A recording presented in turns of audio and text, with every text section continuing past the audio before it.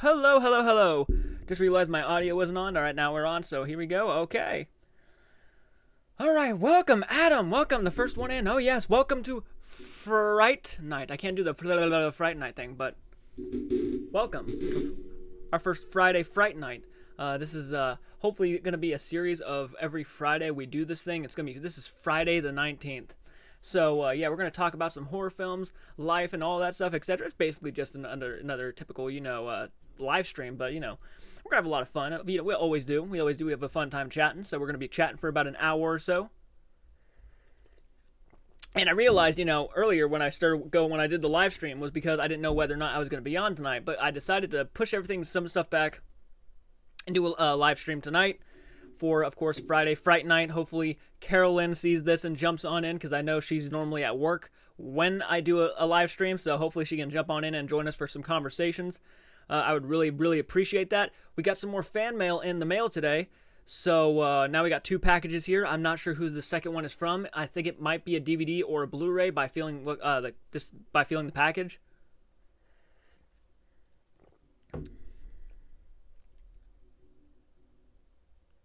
So how you guys doing tonight? How you guys having a great, I hope, good Friday Fright Night, hopefully?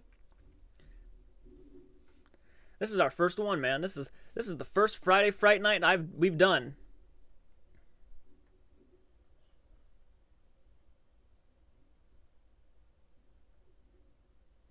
What kind of horror movies you guys watching tonight? That's the big question. What kind of horror movies you guys watching tonight? I was debating on doing a revisiting to Friday the 13th, Part 4 this upcoming week. So hopefully you guys can catch that along with me and watch. I know I said I was going to do it about a week ago, but now I know for a fact I'm going to be doing it here soon. So, oh.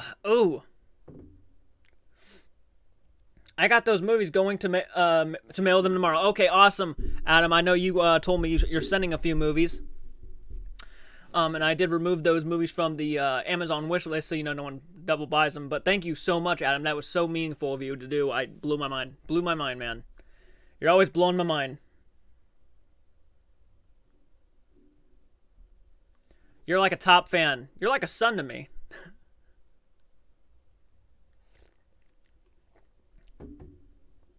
You're like a dad to me.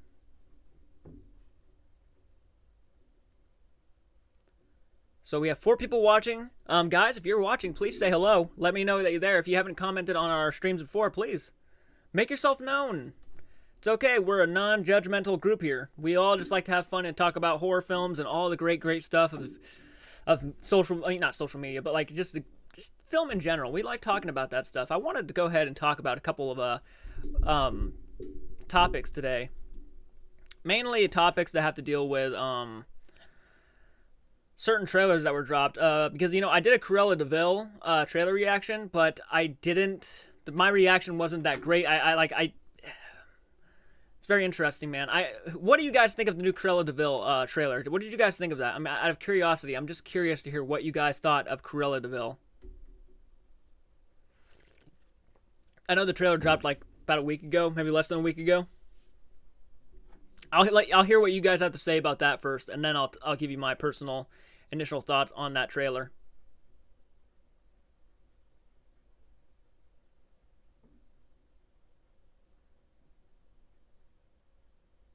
And I do plan on being on for at least an hour, so thank you. Happy to do it. Oh, thank you, man. Thank you, Adam. Yeah, you're a total boss, man. Thank you so much.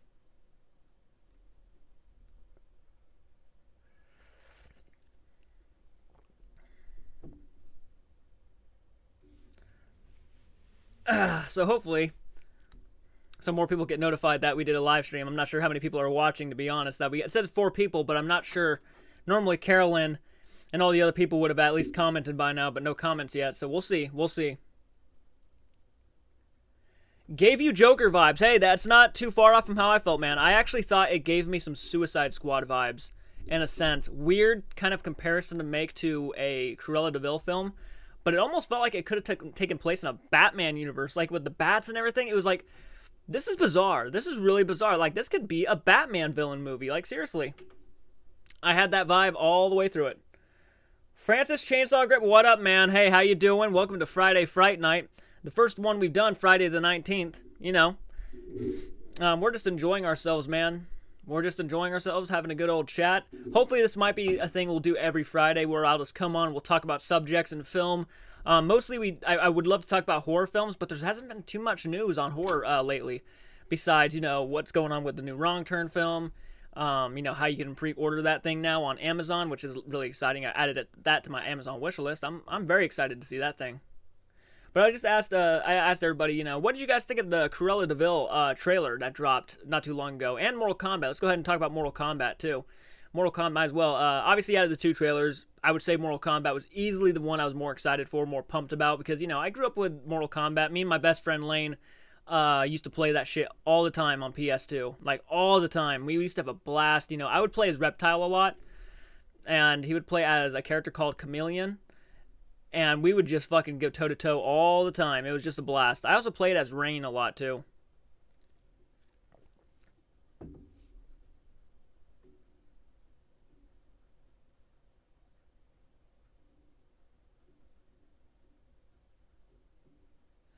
Great name. I love Summer School.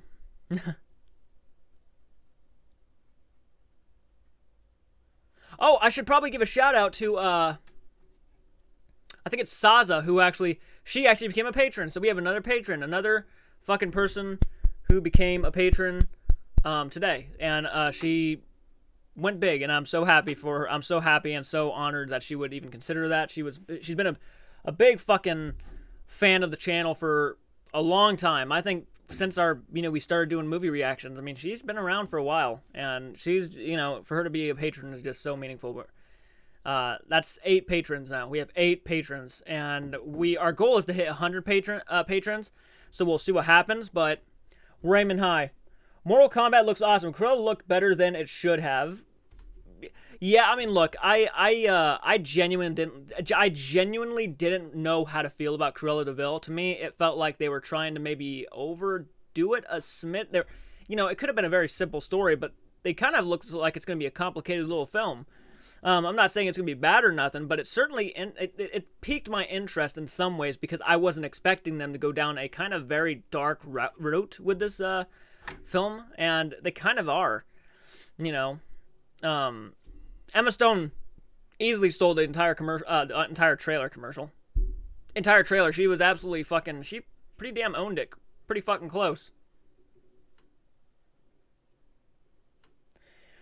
Cruella is Disney's most evil villain. She wants to make a coat out of puppies. Yeah, that is pretty demented. When you sit back and just look at some of these villains in Disney movies, some of them are pretty fucking demented. I mean, I always thought Cruella is pretty damn evil, but I always thought oh my god, what is his name?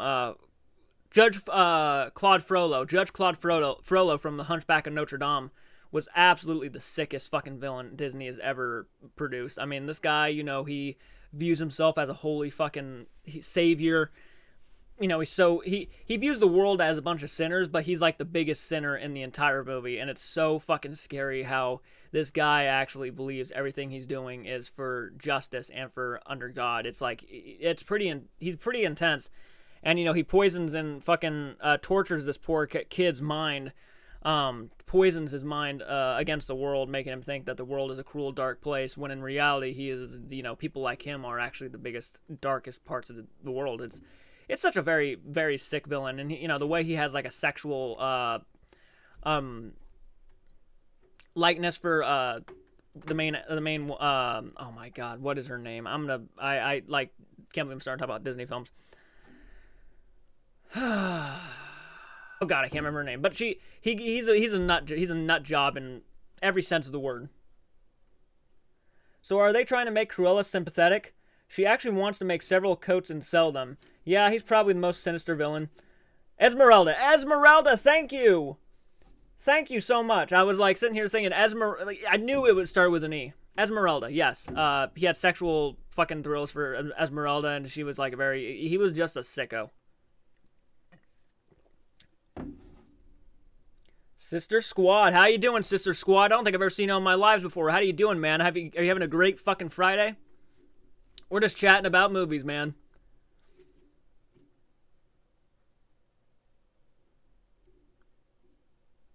I'm gonna feel bad if you're a woman. I apologize. I just assume off the top of my head. I'm just saying,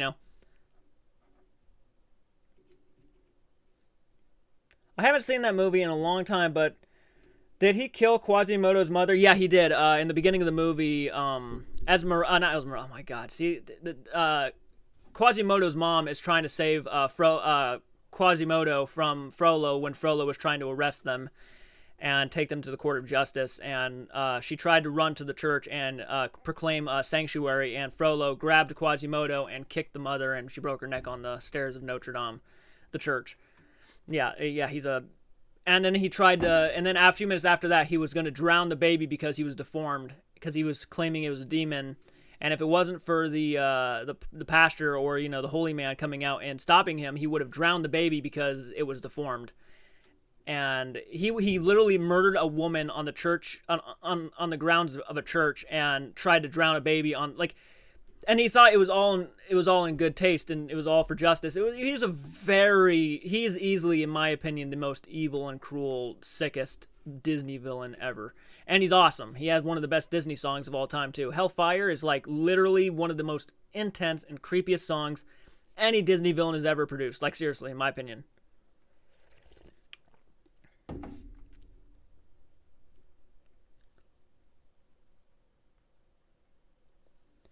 No mercy on that guy. No mercy.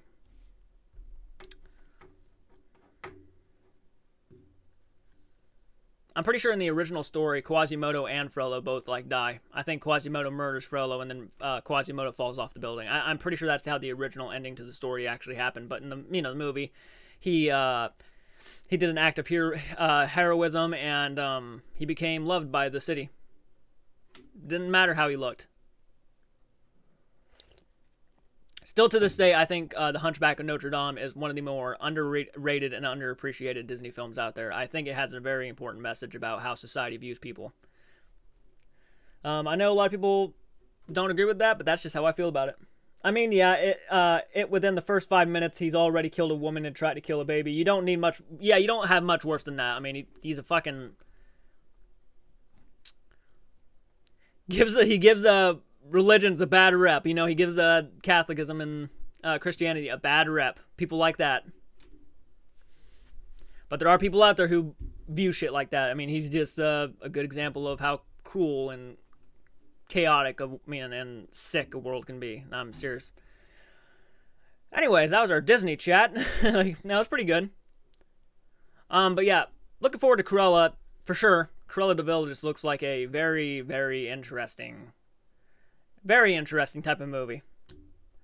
I didn't love the trailer like a lot of people did. I understand there was a lot of people who actually loved the trailer, and I get it. I understand it. It looks different enough. But to me, it's like, I was never a big fan of these origin stories for these Disney villains. I wasn't that big of a Maleficent fan. I thought Angelina Jolie did a perfect job as Maleficent.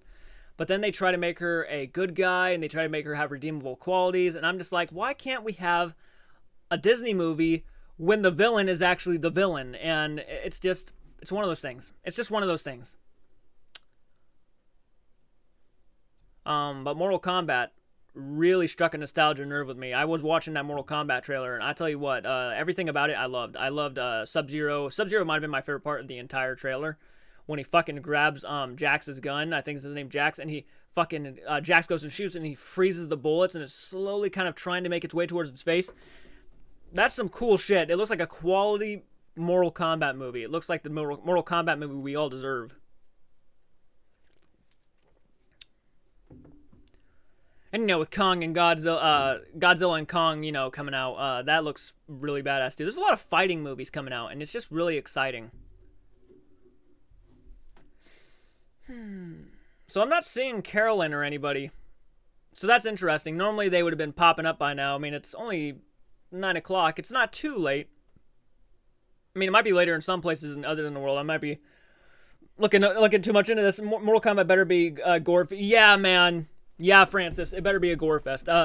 Totally. I agree 100%. You don't make a Mortal Kombat movie and hold back. You go all the way, full throttle. You got to make a gore fest.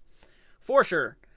And I think, a lot of the game, and it looks like they're paying a lot of homage to the game specifically. So I think I think they're going to go that route. I think it's going to be a very violent movie and a very gory movie. It needs to. I want to see spines being pulled out with their, skulls attached. That'd be awesome. I like the juxtaposition of the trailer compared to the Asian one. American King Kong, King Kong's kicking ass. Asian one, Godzilla is. Oops. I mean, for one, which team are you guys on? Team Godzilla or Team Kong? Let me know down in the comments. I know most people are for Team Godzilla. Godzilla is like everybody's fucking favorite. And I think I understand why. I mean, he's like Godzilla, so. Both of them are so iconic, though. So iconic. It's hard to choose. I love them both. I've always been a big fan of monster movies. Big monster fighting movies. So Godzilla and Kong is like, you know, one of those things. It's like, yeah, I got to see it at some point. Godzilla's Kong, yeah. Good evening, Peter. How you doing, man? I'm glad you decided to jump on. Welcome to Friday Fright Night. We're just talking about the trailers that recently dropped, and we're also going to be talking about horror films. We talk a lot about future content, so I don't think we need to really talk about it here now, but we can talk about it if you guys want to know more information. But, yeah, we're just having a good time, man. We're just chilling. If you have nothing better to do, please grab yourself a nice bag of popcorn, something to beverage, and we'll just chat. Now, Michael would be here with me, but obviously for work reasons, he just can't. But Monday, we're all going to be here, so be ready for that. Monday's going to be exciting. And then after Monday, guess what? We're getting right back to movie reactions. So there you go. Yeah, we've been just getting set up. We've been just setting up, man, for Monday. Monday, have I said Friday? Monday. We're setting up for Monday, man, when we do the live stream with Steve. And we're going to enjoy some Texas Chainsaw Massacre. Love Kong since the 1933 movie. Hell yeah. Hell yeah, man. Kong has always been one of my favorites, too. I love Kong. I love Godzilla. Oh. So I'm assuming, Peter, you're a Kong fan. You're a Kong fan. Wow, I can't believe. I wonder if Carolyn's maybe at work or she passed out. That's sad. That's sad. I was hoping for Carolyn to jump on in tonight. Maybe it didn't notify her that we were on. That's always a possibility. I'm going to give him hell for this later, you know. I'm going to go and say, you know, oh, you guys missed my live stream. How could you? I was on for an hour.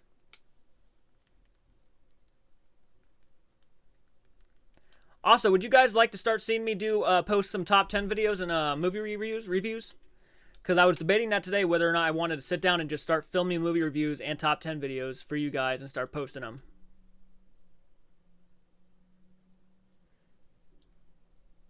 I'm Team Gamera. Fuck yeah, man. Fuck yeah.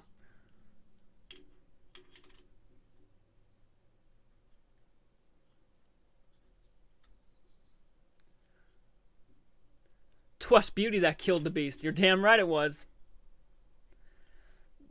How much do you think of that? How much do you think is that true? Do you think the planes actually killed it, or do you think Beauty did? Or was he just trying to be poetic at the end? Those planes look like they hurt a little bit. Yep, one of my first horror movie experiences. Fuck, that's awesome. Gremp. I always like top 10 lists. I blame David Letterman. Ah, dude, David Letterman. What an icon. I love David Letterman. Yeah, I've always loved top 10 videos. David Letterman was one of the reasons why. I just find him enjoyable. It's interesting to see how someone will rank movies and rank games and rank kills, and it's just great. It's always fun. I love Cody Leach.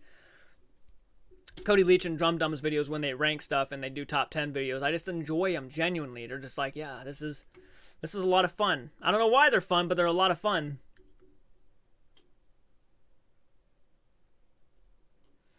So hopefully soon, guys, we'll be getting a new PC for our movie stuff, which means no more lagging, no better quality. Oh, it's going to be awesome. It's going to be awesome. Hello, Tim. Tim, I need to tell you that I'm very, very impressed by you, man. I went on Patreon earlier, and I saw what you done did. I think it was you. One sec. One second. I'm pulling it up because I'm now curious. Oh, yeah.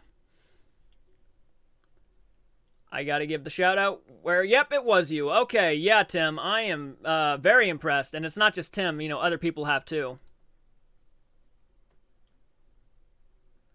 Oh, guys, I'm being called. Be right back. I'll be right back. Okay, be right back. Okay, I'm being called.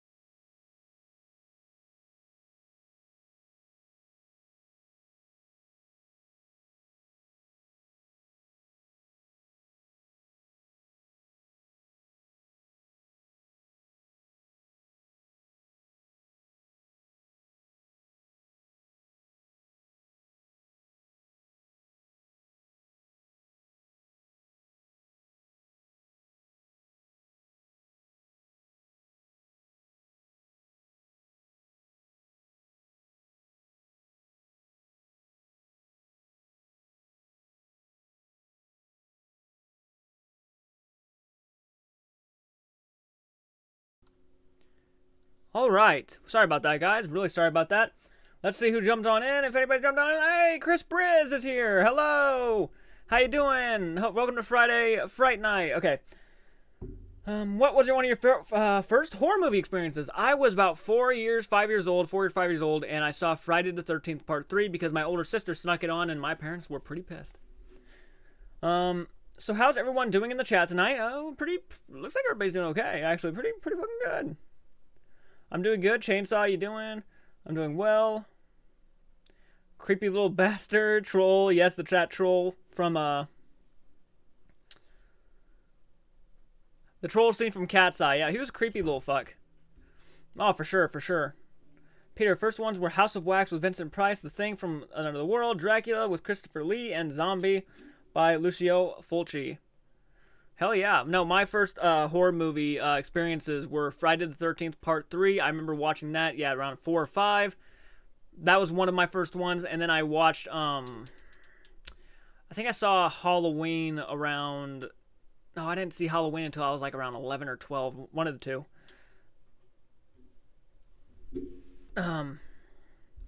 So there was that. I as a young age, I saw a lot of Chucky stuff. I saw a lot of, I remember seeing Candyman at a very young age too at some point. I even watched Leprechaun at a young age. I remember watching Leprechaun, I think, on the Sci-Fi Channel back in the day. I mean, there's quite a few first-time horror movie experiences I remember from my childhood, at least.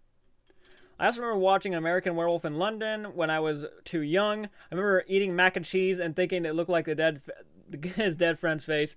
Mac and cheese has never been the same. Nah, that would be awful. That'd be awful. You got some people watching. How you guys doing? Welcome to Friday Fright Night. We're talking about horror films and all that great stuff.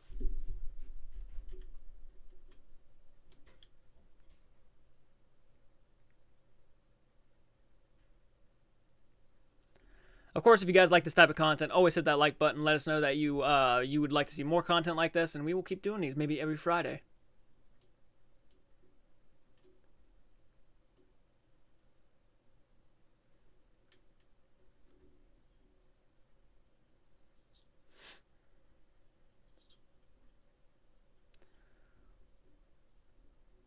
My oldest sister saw Friday the 13th Part 3 in the cinemas in 3D. That'd be awesome. I would have loved to have seen that in 3D.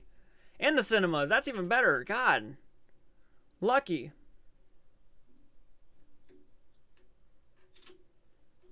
You know, I think I saw Nightmare on Elm Street pretty early, too. The first film. Yeah, I think I saw that pretty early. I think I saw that probably around the age of 7? 7 or 8, around that time. That was a lot of fun. Nightmare on Elm Street. I want to see Leprechaun in the theater with my brother. I went to see the... Oh, you went... That's awesome, Adam. Damn, you went and saw Leprechaun at the age of 10 in theaters? Fuck yeah. I mean, it's not like a fantastic movie by any means or stretch of the imagination, but it's like one of those movies that you can just have fun with. Just throw popcorn in your face and just sit down and watch. I enjoy Leprechaun quite a bit. And my mom brought my brother and I to go see Jason Goes to Hell. That would have been, you know what, Jason Goes to Hell is not a great movie either, but to see that in cinemas would have been a blast. Hello, Kong, how you doing? Yay, welcome back, and you're not doing Friday Fright Night. This is Friday the 19th. Yes, Candyman was the last one to really fuck me up. I watched it on Halloween, and I was so sick with that flu, it was hallucinating. Oh, man. Oh, man. 4 likes and 9 viewers. Hey guys, how you doing? If you're watching, please comment. We're talking about our first horror movie experiences when we were younger. Mine being Friday the 13th Part 3. That was my first horror movie experience. Won't forget it. Love it. I love that movie. I love it. I know it's not great or anything, but like, I love it. It's so nostalgic to me. We laughed our asses off when the lady gets elbowed in the face. Yeah, the cook when Jason just goes, or the guy, you know, Jason's body, Jason's taking over his body. He just elbows in her face and her jaw goes inwards. My father had the VHS, so I saw it many times. Hell yeah. I would love to get a classic VHS collection going of all these horror films. Just a bunch of slashers. Friday Fright Night. Yep. Thanks, Saza, for coming up with that. She came up with that earlier. She came up with that earlier, so, you know, we gotta definitely appreciate that. And she became a patron today, so keep that in mind too. Saza became a patron and is now among the legends. She's ventured off into the realm of legendaries. The realm past the subscriber. She has journeyed. Nightmare on Elm Street, I'm talking about. Nightmare on Elm Street, you're talking about. Oh, yeah, definitely. Oh, man. VHS classic. That'd be awesome. I have the first, I have the 2 first sequels, Part 3 and Part 2, on VHS. Horror movies are the only VHSs I still collect. I pretty much me too. I don't really collect any other VHS, personally.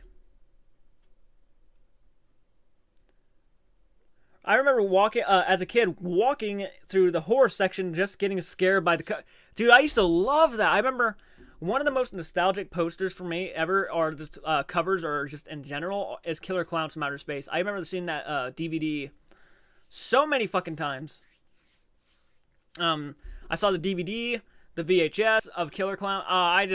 So cool. I love clowns, and just to see the cover was awesome. Yeah, some of those covers were nightmares. Oh yeah, for sure. Some of those covers were just creepy as all hell. Which one creeped me out to a scent? The Grudge always kind of creeped me out. Seeing the DVD for The Grudge, just that face with the black hair. Yep, at video stores. Yeah, LO, some of those covers were nightmares. Friday the 13th, watched all regions. LO, my first was Child's Play 3, and I was about 4 or 5, and it had just came out a couple years prior. My sisters rented it and freaked me out after the Nightmare on Elm Street for sure. Yeah, Child's Play 3 it had some moments, especially when Chucky's face got cut off. I mean, as a kid, I could see that scaring somebody. Love Killer Clowns, brother, and I would watch that all the time growing up. Killer Clowns from Outer Space is just so good. I love it. I love it. It's everything I love about filmmaking. I'm being genuinely serious about that. What a fun time. I mean, could you imagine the time they had just making that thing? Anyone remember the VHS for Frankenhookers? I think I added Frankenhookers on our Amazon wish list because I was wanting to do a B-movie reaction to it. I do not remember that case, though. What was I going to say? The first time I ever got freaked out during a movie, watching a movie, I mean, I got genuinely freaked out at Friday the 13th Part 3 as a kid when he runs out, when Jason, like, fucking books it, like, he's in that window of the house, and the woman is, like, in the boat, and you see Jason, like, putting his hands up against the window and stuff and looking at her with that smile. And then all of a sudden you see Jason, like, run down the steps and breaks through the back door. Scared me. Freaked me out. Creepy shit. Always got me. Always got me. You just see him just smiling and just running down the... Oh, no, thank you. But the first time I actually had to leave the room from getting scared was when my parents decided to rent, and video stores were still a thing at the time. They went to Hollywood Video, where, you know, as a walking distance from where we were. And they went and they rented the new Hills Have Eyes remake, the one that came out, I want to say, in 2006, 2004, around that time. And I remember them bringing it home and putting it on in the living room, and it got to the scene where the mutants captured the father, and out of nowhere, this part was really the beginning of where I got scared. And you saw the father burning on that stake, screaming out to, you know, for them to help him and stuff. And then it continues by, you know, the brother and the boyfriend leaving the RV and trying to save him. The mom's out there too, I think. And the mutants go into the RV and actually sexually assault and kill that bird. One of the most intense scenes I've ever seen in my life. And I remember actually leaving the room. I actually had to leave the room because I got that scared. Never done that. No movies has done that to me since The Hills Have Eyes. It really got to me. I do remember that I had a neighbor that would suggest that rent, and every time I went to the store, hell yeah. The cover in American Werewolf in London always freaked me out when I was young. Have you looked at the work of George A. Romero's The Crazies? Yeah, I've seen both of them. I know it's not George A. Romero, but I've seen the remake, and I saw George A. Romero's original movie, and I'm one of the rare people who actually prefer the original movie over the remake. I know a lot of people actually prefer the remake over George A. Romero's classic, The Crazies, but to me, I liked the slow burn of the original, and I liked the story they were telling in the original a little bit more. But I understand why people like the remake a little bit more. How it pretty much brings out your inner psycho and stuff, and they try to kill each other. Yeah. That's one of the better remakes. Yeah, The Hills Have Eyes, man, was just... everything, you know, from where you compare, like, the Pet Sematary movies to, like, you know, the Pet Sematary original to the remake, you know, everything in the remake felt like a very underwhelming version of the original Pet Sematary. Where in this case, it almost felt like the original Hills Have Eyes was a more underwhelming version of the remake that came out. I prefer the remake of The Hills Have Eyes over the original Hills Have Eyes. I know that's not really a popular opinion, but the remake just scared the fuck out of me. And with a horror movie, that's what you want. And the original didn't really scare the hell out of me. It was creepy, but it never really scared me. The remake scared me. The suspense was built perfectly, and the characters were scary as all hell. Pluto, Lizard, I think his name was Lizard, I'm not sure. I like the original more. The remake was good, though. Yeah, I understand. The Crazies, I like remake. Yeah, yeah, as I said, most of the time people will say that the remake to The Crazies is a better overall movie. And I can't argue with that.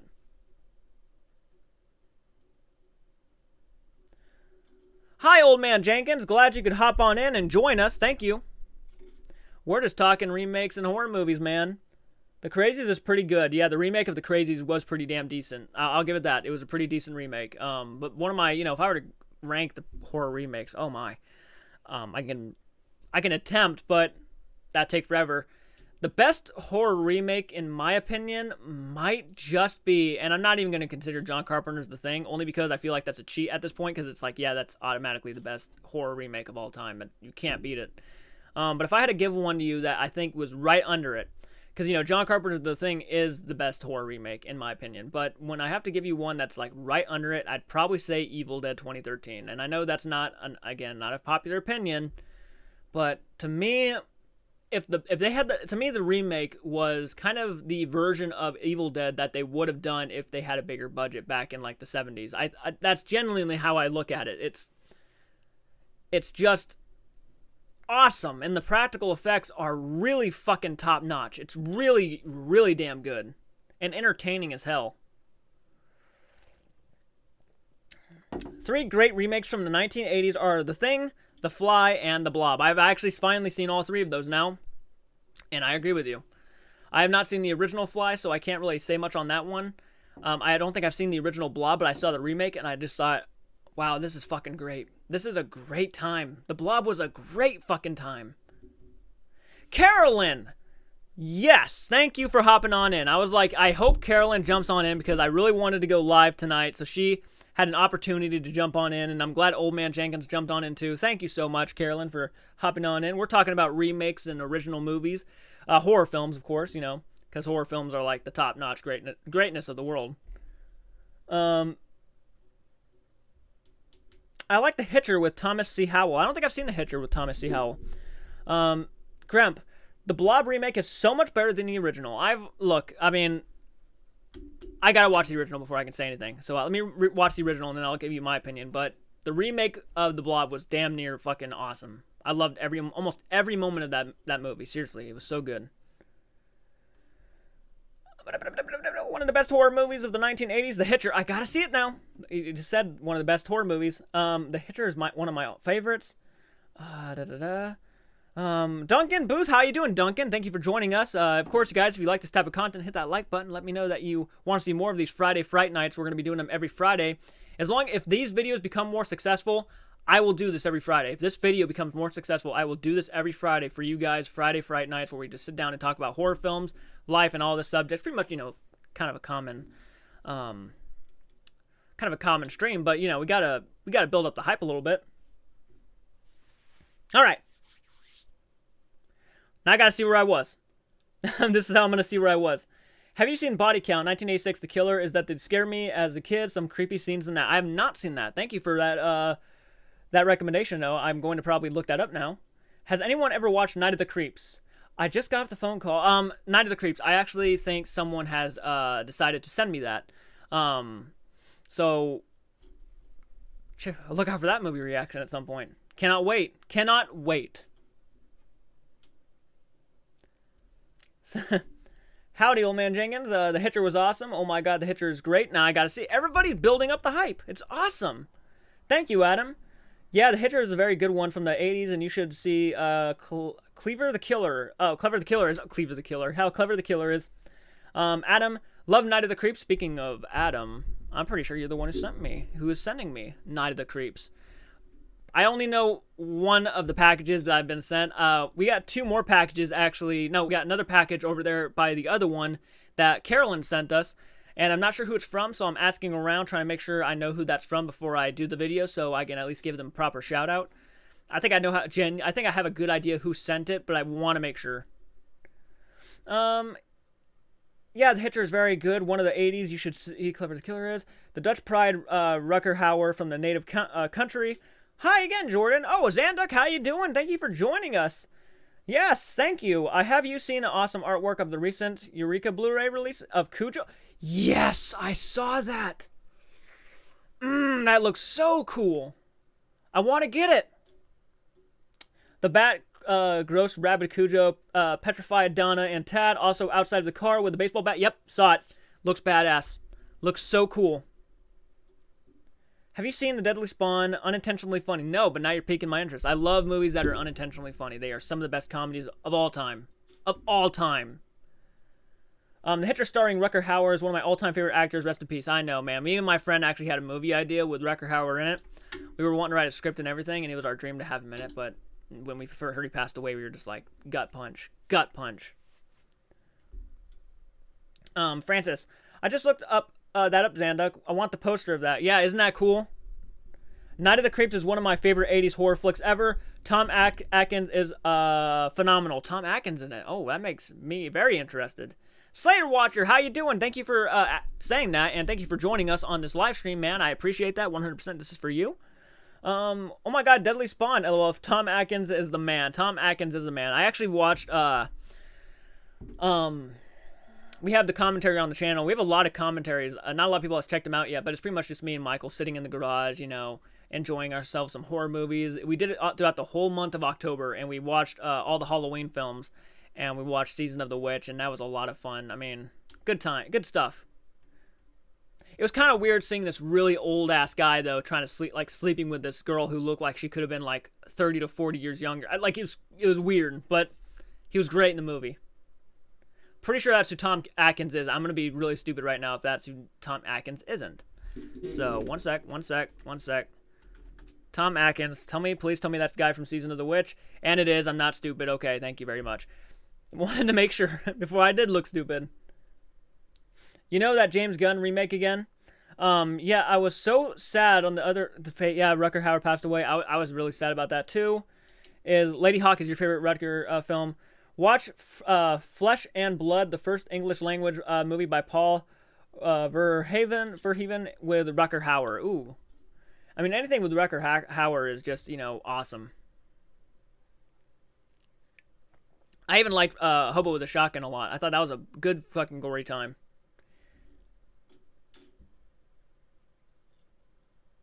Yes, but that was mustacheless Tom Atkins. Ooh, Lady Hawk, the soundtrack is bizarre, but I love that movie. Rucker died in the same year as his character, Roy Batty, from Blade Runner 2019. I heard about that, yeah. I love Flesh and Blood. Flesh and Blood sounds like a good time.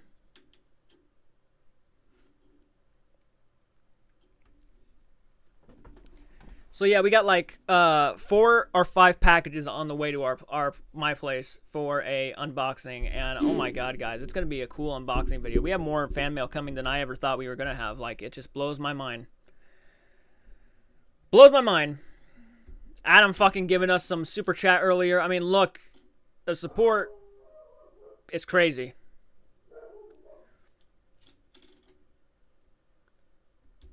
Bizarre in that is it's quite fit in the movie. Not that it's bad. I like Hobo with a Shotgun, rented it at a Redbox, and it first came out. Yeah, it's crazy. And you kind of see you get to see Ricky from Trailer Park Boys get decapitated, which is crazy to see.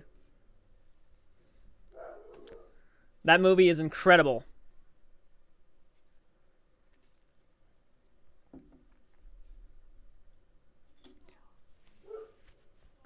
Slither from 2006. I think I saw that one on TV. That was a weird movie. That was a weird flick. You guys ever watch the movie Night of the Comet? I actually watched that a couple years ago because I was really wanting to watch more. You know, I thought it was a zombie film at first. Someone told me it was like a zombie film, but no, far from a zombie film actually. Kind of a slow burn type of horror film. Very weird, strange film, but it's kind of neat in a sense. I got hit with a shotgun for $1. Dollar Tree, always check their DVD section for a few gems. Yeah, man. Oh yeah, Dollar General and stuff. Dollar Tree, yeah, dude. You just go there and you'll find some decent stuff in that dollar bin. I bought a few horror films down at our Dollar General, and sometimes you'll just come across a really cool title. I agree, it's definitely different, but I liked it. Very reminiscent of Dawn of the Dead. Takes place in the mall. Yeah. Yeah.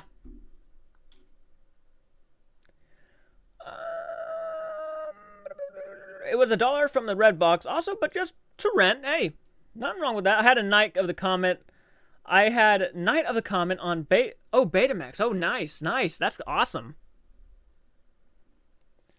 Yes, Night of the Comet. A little 80s kind of cheesy. Hey, I like 80s kind of cheesy, but Night of the Comet's kind of really was a slow burn in a sense. I was watching it, and I just remember kind of getting bored of it. I liked the overall tone, and I'm a really big fan of the time period, so I was really kind of digging it, but it was such kind of a slow burn. Not one I could go back and rewatch all the time, but I just wanted to bring that up because I thought it was one of those ones that was kind of overlooked, just a little bit.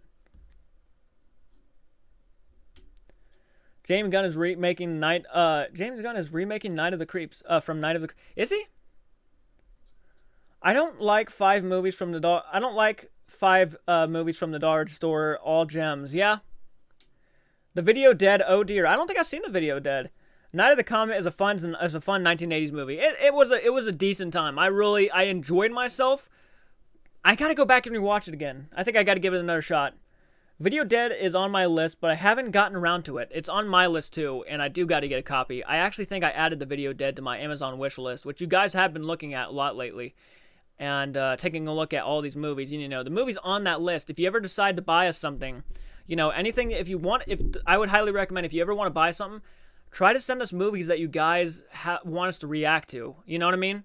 Like, to me, it's so much easier if you guys are having a hard time picking stuff out for us. I mean, that's just the easiest thing I can do for you is just buy us some movies. Hey, at some point we plan on actually doing, like, giant movie nights and stuff and with some friends and all that, having drinks. Which we are going to be having a couple drinks, by the way, when we do our Texas Chainsaw Massacre live stream. That's going to be fun.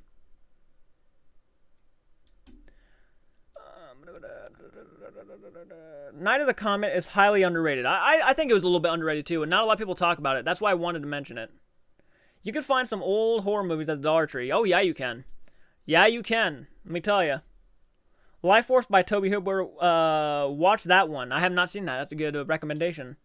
I like serious zombie movies. Kong, you're not the only one. I like serious zombie movies too. George A. Romero's classic trilogy, I think, is one of the best zombie trilogies you can watch. And I even think Night of the Living Dead, the remake, was just a badass remake. One of the best remakes of all time. That's another one I'd put in my top probably 5 of all time. Night of the Living Dead. Directed by Tom Savini, who is a god in some sense. Tom Savini is a fucking god. I don't care who you are. Have you seen the horror documentary In Search of Darkness? No, I have not. What is that about? Life Force is great. Is it? I might have to check that one out. Well, it's directed by Tobe Hooper. I mean, he's a fantastic horror director. No joke. Me either. I'm going to watch Society next. Pray for me. I don't think I've seen Society. Will I be able to watch Monday after work? I mean, I think if it's up on the channel, then yeah, you could probably go back and rewatch it for sure. I'm hoping. Yeah, you should be able to. Night of the Living Dead remake was the best zombie movie I've ever seen. It's Old Man Jenkins. It's up there. It's definitely in my top probably 5, maybe 5 top favorite 5 zombie films of all time. It's definitely up there. My favorite one though is Return of the Living Dead. The Return of the Living Dead is so fucking iconic. Tarman. I want to buy a costume of Tarman and dress up like Tarman. I would for a live stream. I swear to God, I would.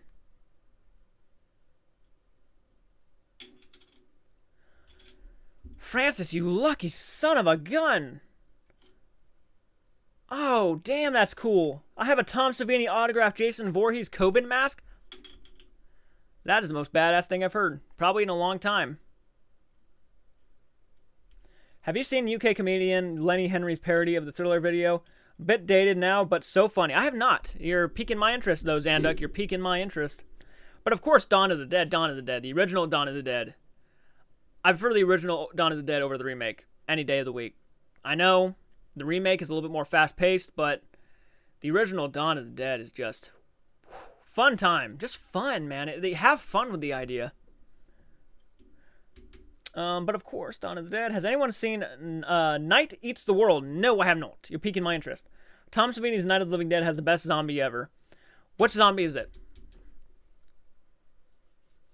Is it the big guy in the house, or... I'm trying to think of what zombie is the best zombie.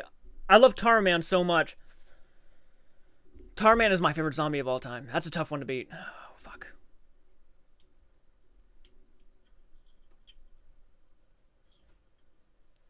And also, Return of the Living Dead has, like, some of the scariest concepts of zombies. I mean, the fact that they can talk and trick people, oh, they're smart. They can't be killed by getting their heads removed. It's crazy.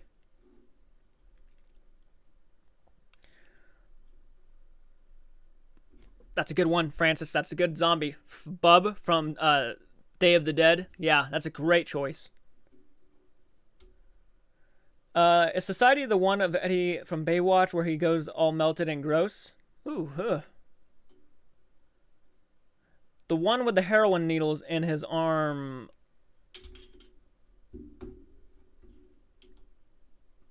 Ooh, it's creepy. That's creepy. In Search of Darkness is over 4 hours of interviews with some of the greatest horror creators and actors of the 80s. On Facebook, you can find ads for the sequel, and I want it so bad. Ooh, that sounds awesome. You're making me really excited to watch that. I love behind-the-scenes stuff. I love documentaries. I love all that stuff, especially when it comes to horror films. Tarman is my favorite, but I love Bub. Tarman is the shit, man. Brains. Oh, it's just so cool. And the way the makeup moves and stuff, and the visuals of him are just so crazy. The way he walks. I believe so, Zanduk. I think we need to give a shout out to Peter Jackson's Dead Alive.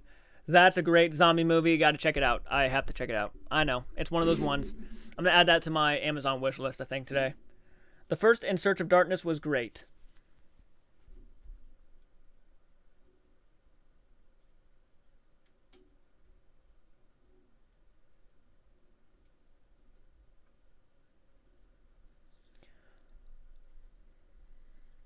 On Night of the Living Dead remake, there's a zombie with heroin needles in his arm. I gotta go back and rewatch it. I think I know who you're talking about. I think for 100% I know who you're talking about. I gotta go back and watch it.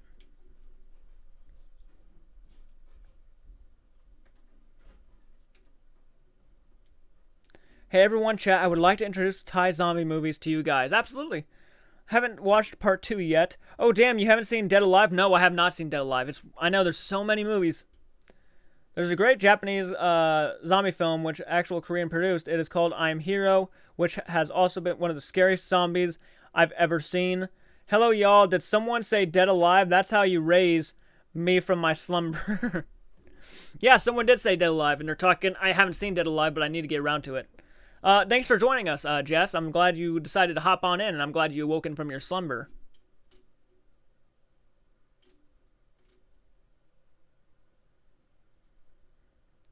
And the boat, Jess. The greatest zombie was a skinny black man. I'm trying to think of who that was. I gotta go back and, like, there's so many zombies in so many movies, but Tarman has always been the one just to stick out to me. And he says the classic zombie line, brains. Oh my god. If you're a fan of the Friday the 13th franchise, then a must-have is the documentary Crystal Lake Memories. I have it autographed by the creator. Slayer Watcher, you lucky son of a gun. I don't have it autographed, but I've seen it 4 times. I've seen that documentary 4 times. Love, love, love Crystal Lake Memories. So good. Adam, you son of a gun. You did it again. You decided to donate $5 this time, man. You're blowing my goddamn mind, dude. You are just you're a beautiful human being. I don't even know what to say to you right now. He just donated more chat revenue. This guy is just on a fucking roll. Dude, I gotta, yep. Just a badass. Don't watch Dead Alive, but Brain Dead Dead Alive was a cut version. Brains. Dude, I love Tarman. Dead Alive is the only zombie flick in the top 10 horror. It's one of the funniest movies ever made and quite possibly the goriest. It turns the world into a great big rubbery funhouse. God damn, that sounds cool. Everyone, Kong says. I used to love playing Plants vs. Zombies. If you have Plants vs. Zombies, I have it for Xbox One, and I would love to play that again. What a fun time. A little fun time. Thank you, Adam. He says keep it up, too. He said that on his super chat. You awesome, dude. Dude, you're just too much. You're a top fan for sure. I'll tell you that. You're a top fan for sure, and it humbles me to death.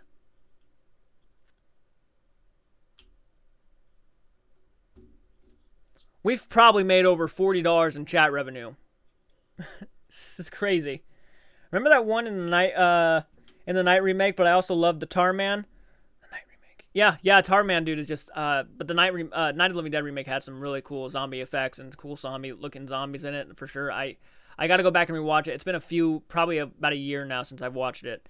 A couple of years actually.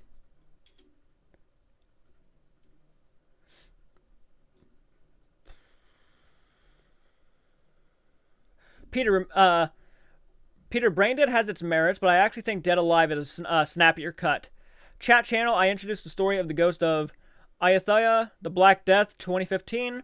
I used to play on my son's Nintendo DS. Gremp, the designs of Tarman is just so good. They had a fantasy artist named William Stout design it. I am a big fan of his work. Just Tarman in general, man. The look of him is alone just impressive enough, and the way he talks and the way he looks when he moves his mouth and the eye, he's just so iconic looking. Like, that's exactly, he's a juicy looking zombie. He's a gross looking zombie. He's just perfect. He didn't even look as good as he did in the first one. Like, they would try to do him again in part 2, the Return of the Living Dead part 2, and he just didn't even look as good as he did in that first part. Like, the first movie's Tarman is so goddamn badass.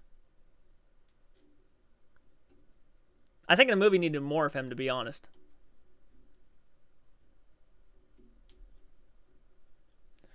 Brains. More brains. So cool. Also, he's smart and uses tools. Yep, that's another reason. He is smart as fuck. When he was cranking the door open and he busted that... Yeah, dude, what a fucking beast. I asked Michael when he reviewed Cujo, do you two ever attend the whatever con meet and greets? Steve Wallace does lots. Also Zach Galligan. Anyone seen Critters Attack? Dee reprises her role, but OMG. We do not go to meet and greets. We would love to do a meet and greet at some point in the future. Obviously, the channel needs to become more successful and whatnot. Meet and greets would be a lot of fun, but meet and greets with actors. We've never been to a con in our lives. We would love to go to a con just to meet people, for sure. I mean, to meet people, to talk to subscribers. I mean, we'd love to do stuff like that at some point in the future. But, you know, as I said, you know, channel has to be more successful before we can think about donating money in that regards. But it's something we definitely dream on doing at some point, for sure.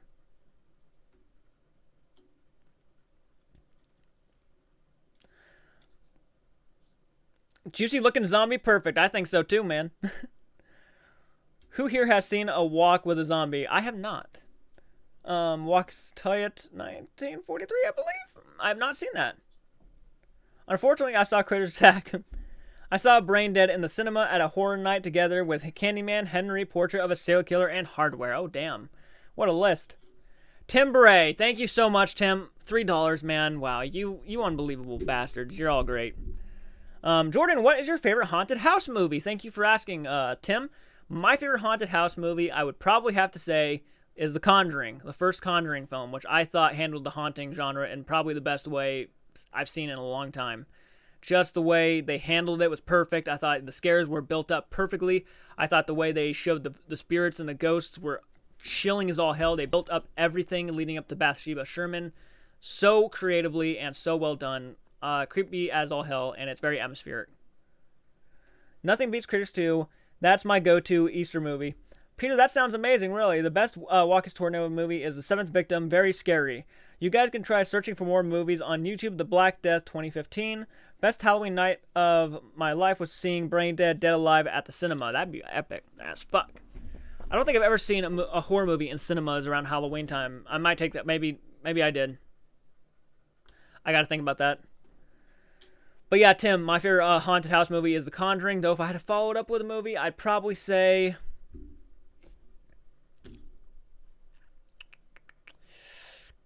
so many haunted house movies, but some are really damn effective. I don't know about you, man, but I maybe go with The Changeling. I might go with The Changeling, to be honest. With George C. Scott as my second favorite. The best Tornier movie... oh, yes, The Conjuring is a very excellent film. I agree, man. The first one is the one I find to be the best haunted house film out of the whole franchise. Henry Portrait of a Serial Killer is so good, very disturbing. The best Tornier is tough. My money is The Night of the Demon, 1957. Coolest demon ever. So disturbing that one kind of stays with you after seeing it. Ooh. I thought the house that October built was good. I'll have to watch The Conjuring again. The Changeling is great. Yeah, Jess. Changeling is a lot. That's very highly under. You want to talk about highly underrated horror films? The Changeling is up there. You know what isn't the greatest haunted house movie ever? The fucking Shining. I love The Shining, man. It's definitely up there. It's not really a full-on haunted house movie. It has haunting moments, but it's not like... it's more of a psychological thriller and a dive into someone's madness than it is a haunted film, a haunting movie. But I love it. I love The Shining. I know you might not, but... oh, I forgot about the movie. I got an excellent box of Night of the Demon. The Changeling is excellent, and I also like The Haunting, original version. Yeah. The Haunting, yeah. The original Haunting was damned fucking... that's another one.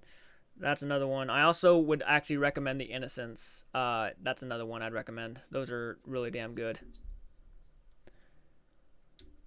At the Hungry Heifer, we won't serve you bumps here. I'll go with the original The Haunting, Jess. Yep, the original Haunting is very fucking good. Very top-notch haunting movie. You don't get much of those.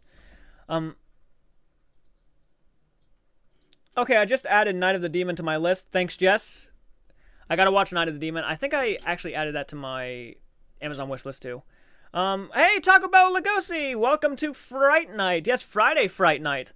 For real. Hey, Jordan. Hi, chat. Yeah, guys, if you like this Friday Fright Night stuff, I will definitely do one of these every Friday. If you hit the like button, let us know that you want to see more of this, because the more successful this video gets, will be the definite... it will be the point... it'll be really the turning point of where I decide what I should decide to do with these types of videos. So I appreciate it a lot.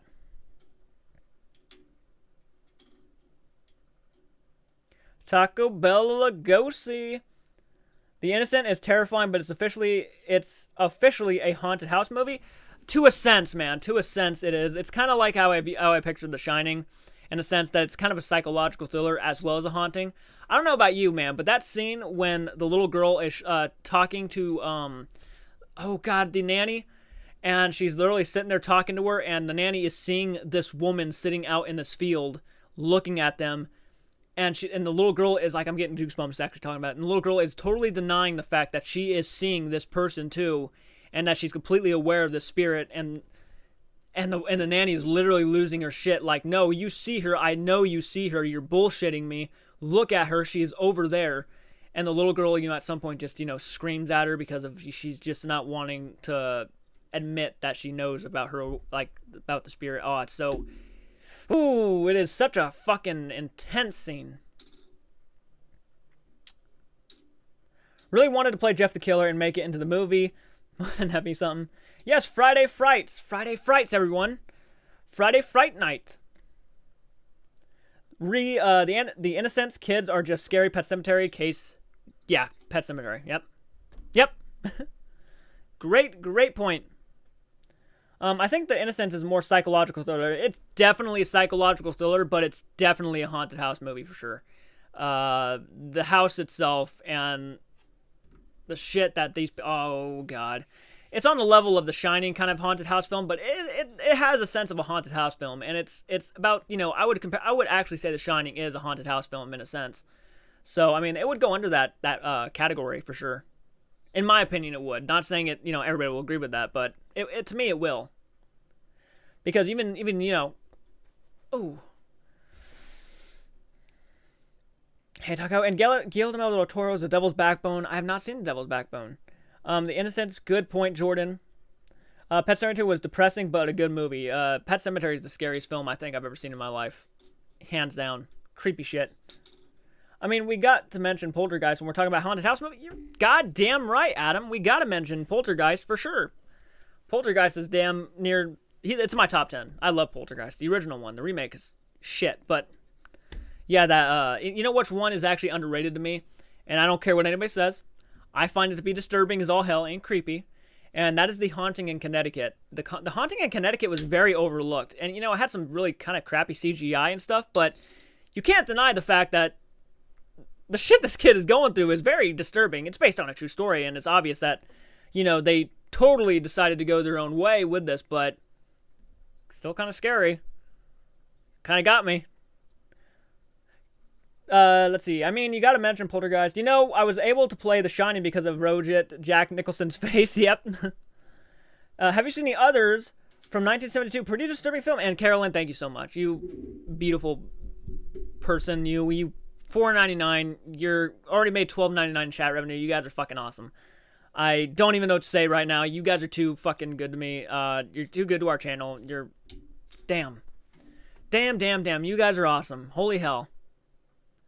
The support is unreal, and it's appreciated. Have you seen the others from 1970? I don't think I've seen the other from 1972. I've seen the others, but not the other. Is the other really good, Carolyn? What is it about? What's it about? True, The Innocent is actually a psychological thriller. The sequel with Marlon Brando, The Nightcomers, is also cool. Ooh, I didn't know there was a sequel. I don't doubt that The Shining is a haunted house movie. It just might actually be the most overrated work of art in the past 50 years. Its critical revisionism at the top of Kubrick is baffling. I can't argue, Jess. I mean, look, I love The Shining. But not a lot of people, there are quite a few people who don't like it. And you know what? I understand. I'm not going to say, you know, we're a channel that doesn't judge people for what they like. To me, I find it to be a masterpiece in its own right. But I can't argue that you might feel differently. So if you feel that way, that's 100% awesome. I don't mind one bit. I love The Shining. I love Dr. Sleep. I mean, there's just... Yeah, see, he doesn't like it at all. It's not even his top 5. And look, to me it is. I mean, I watched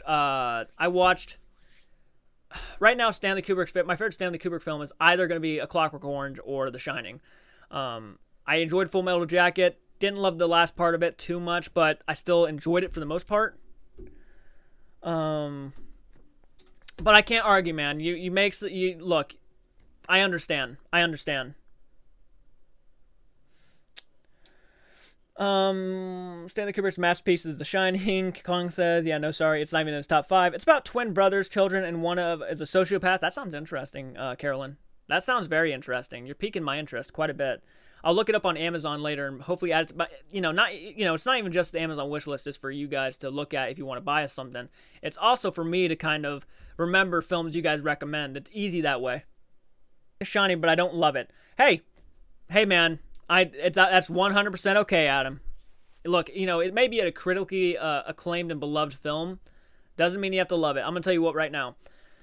Okay, I got some movies that I'm going to go ahead and spill on you that I'd find highly overrated. Frozen, I find highly overrated. I know it's beloved by a lot of people. I know. But I find it overrated. It's not a bad film in any sort of the means of the stretch of the imagination, but is it a bit overrated? But a little bit. And I think the one that's going to irritate the people the most is when I say I find Inception a bit overrated too. Look, I'm not a giant Nolan fan. I understand why his films are beloved like they are, but I'm not the biggest, and I'm not the biggest Stanley Kubrick fan either. So, I mean, I get it. I'm not judging. You guys are perfectly fine, for sure. Yes, Jess says Doctor Sleep was great. I agree. I loved it. I loved it myself. I know I don't think you maybe loved it like me, but I loved it. A Clockwork Orange. Oh, love The Shining. Saw it in theaters a few years ago. That'd be awesome. Clockwork Orange is my favorite. Francis says. Here's a big question. Old Man Jenkins. Shelley Duvall's sanity also went into the movie. Seriously, she got psychologically messed up from how Stanley Kubrick treated her. Yeah, I saw some of that behind the scenes stuff. I understand you wanted to get a good film, man, but don't fuck with someone's psychological side. I mean, I understand the art of filmmaking and all that, but there's a limit. I think you should be treating people like. I know that's my opinion, but that to me, you need to tone it down a little bit. I wouldn't have pushed her like that. Never saw Inception. I don't look now a supernatural horror film.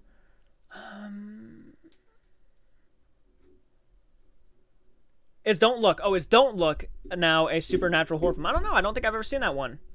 I really enjoyed Doctor Sleep, but need to see the director's cut. Shelley never saw Inception. Do you believe it? My feelings, Sam Raimi, he's better suited to making horror movies. I like Evil Dead. Yeah, I think Sam Raimi does a lot better at horror films than he does anything else. He has a good flair on the horror genre. I watched Frozen on Christmas while high on mushrooms, and neither of those things made the experience any better.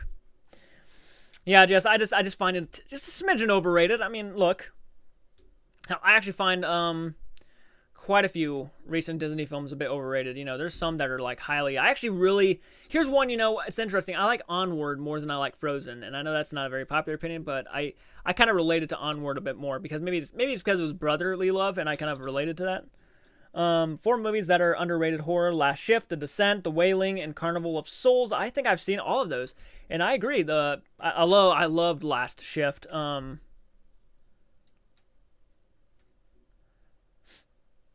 Frozen sucks, but the one of the sky lift was kind of cool. I saw Willy Wonka in the Chocolate Factory on LSD. Damn, Old Man Jenkins. Damn. The Wailing and Carnival of Souls are so underrated. Oh, I'm sure. God damn, $12.99 chat revenue, guys. God, we are on a roll tonight. This is a very damn successful fucking Fright Night. We're having a fucking ball, and we're just talking horror all night long. I love it.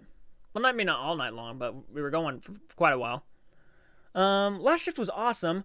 Poor Shelley Duvall, she's my olives. Nobody messes with her. The picture she made with Robert Altman are classics. All 3 of them alone are better. Yeah, I felt so bad for when I heard about how Stanley Kubrick psychologically pushed her to give her a better performance. And I can understand getting frustrated with an actor not, giving you the performance you want right away, but there's a limit to how you should be treating people. In my opinion, no disrespect on him. I know he's a genius in his own right, so. I really related to Onward as well because I have a brother 2 years older than me, and our dad died when we were very young. Onward, I didn't have a father pass away. I'm sorry to hear that. I didn't have a father who passed away, but it was me and my brother. The 2 characters were definitely me and my brother, like exactly how we act, almost how we looked. It was pretty crazy. I was the younger brother, he was the older brother. It was almost fucking spot on. LOL, that's great. One of the best and also one of the first horror movies. Don't Look Now. Gotta check that out now. I think that's the second time it's been talked about. What kind of name is olive oils for a woman? I don't know. I don't know. Yes, Carolyn, it was crazy. I kept making theories in my mind about the movie. Don't Look Now is the greatest horror movie ever made, in my opinion. That's a big fucking statement, Jess. She was born to play Olive Oil. Yeah, she kind of was. She looks spot on, like how I picture Olive Oil looking. She was. I remember Shelley from the HBO show Fairy Tale Theater. The Thumbelina one really freaked me out as a kid. Old Man Jenkins, it scared the shit out of me as a kid. I don't think the quote quite right. Oh, I don't think I got the quote quite right. That's okay.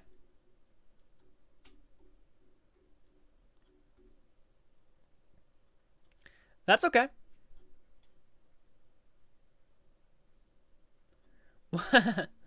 What kind of name is olive oil? Kind of sounds like a lubricant. Oh my.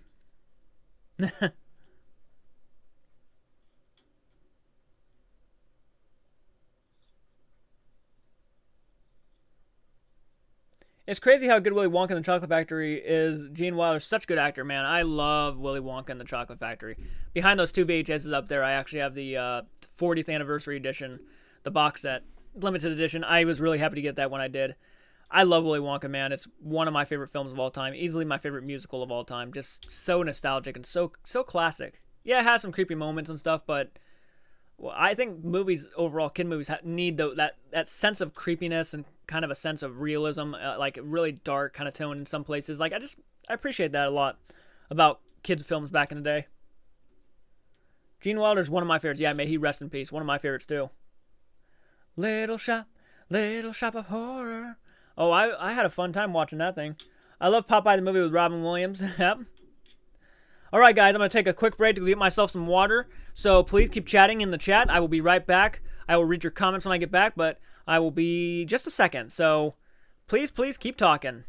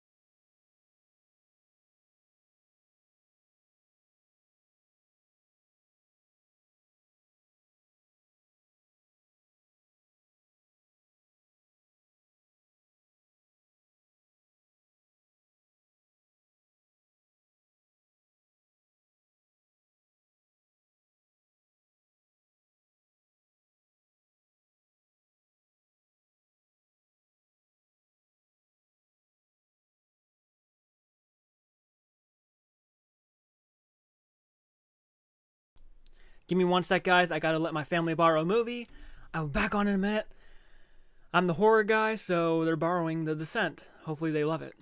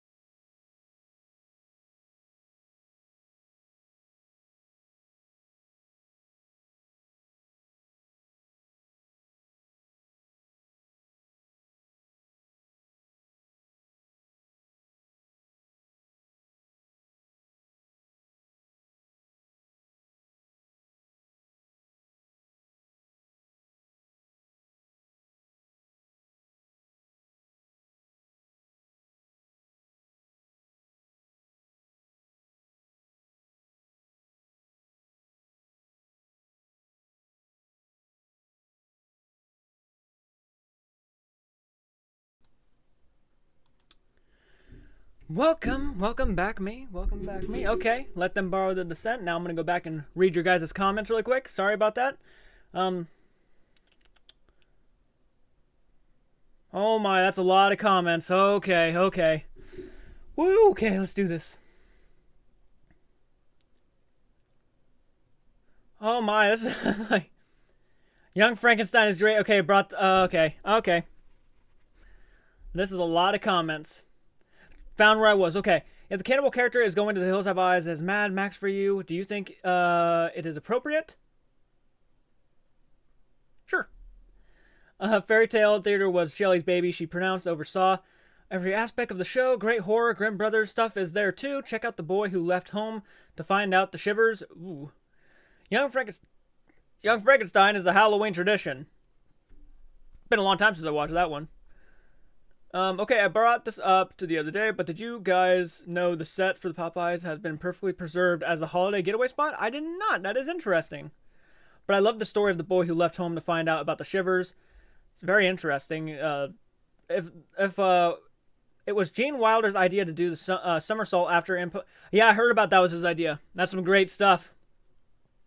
The character was lying or telling the truth. That's yeah. He added a lot to that character.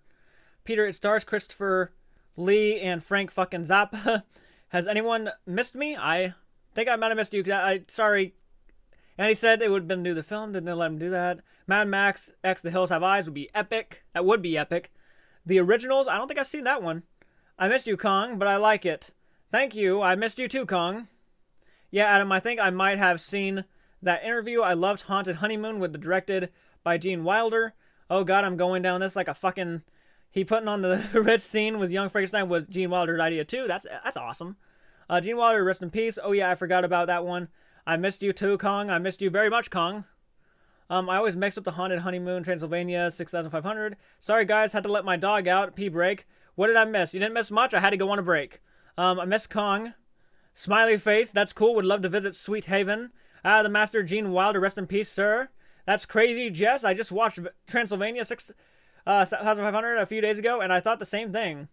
Do you think, like me, that the Mad Max style there are only people with disabilities? I don't know. Haunted Honeymoon is the better movie. Taco, we all decided Frozen sucks, and Shelley Duvall experienced the recurrence of PTSD. Yeah. Stir Crazy is one of his best. The Frisco Kid is another forgotten Gene Wilder movie. Jess, LOL, Transylvania, 6500, a TV all time growing up. I mean, all the time. I love the Frosco Kid and with Gene and Harrison Ford. And that one can live on Popeye's biscuits for 6 months if they have to. Well, Shelley Duvall is crazy now. And yes, Frozen is overrated. It's really meant to, for little girls. Good one, Carolyn Graham. People forget that Gene Wilder played the Orthodox rabbi alongside Harrison Ford as a cowboy. Frisco Kid, Dumb Fat Fingers, LOL, directed by Robert Aldrich. Hey everyone, you will find some weird movies I will recommend you. It was great me if it can grate me on Facebook. I never saw that one, to be honest. People always forgot that Bonnie and Clyde, one of the first performances. I love Frisco Kid, haven't seen that one sometime. The Descent rules. Okay, looks like I'm catching up now. The Descent rules. When it comes to Disney, the great treat, the artist garbage, and that it's not right. There's backbone of the company. They're the backbone of the company. Okay, I think I missed it. I think I got it all. I like both of those Sherlock Holmes movies with Robert Downey Jr. I like those too. I believe they're doing a third Sherlock Holmes. They are. They're supposed to be releasing that. They've been talking about that for a while. Hey, Jordan, have you ever seen Steven Spielberg's Artificial Intelligence? That is one I have not seen. That is one of the Spielberg films I have not got around to checking out. Really, Adam, that would be cool. I'm finally caught up. Thank you for waiting patiently. Oh my god. Sorry, I literally had to go downstairs and let them borrow a movie. They wanted to watch a horror movie, and I'm like, have you seen The Descent? My sister has, my mom hasn't. Hope she likes it. Very claustrophobic movie. Gets under my skin. AI is Spielberg's best so far this century. I saw the original design work for it at the Kubrick's exhibit. Ooh, that's kind of cool. Wow, 7 likes, 13 viewers. Sorry, a lot of viewers probably left when I was on that break. I apologize, guys, but had to get through those comments for sure. Great film. The ending makes me cry. Ooh. Sad endings, man. Hit me hard. I cry like a bitch. I'm not gonna lie. Chat revenue $12.99, 7 likes. This is a very successful fucking night. I'm gonna tell you that right now.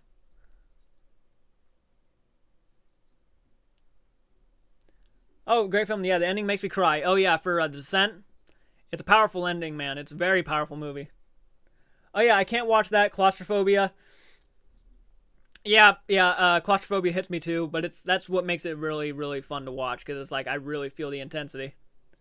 AI was so good. Caves freak me out. Caves freak me out too. Yes, Jess. The end is so sad of the humanity and everything.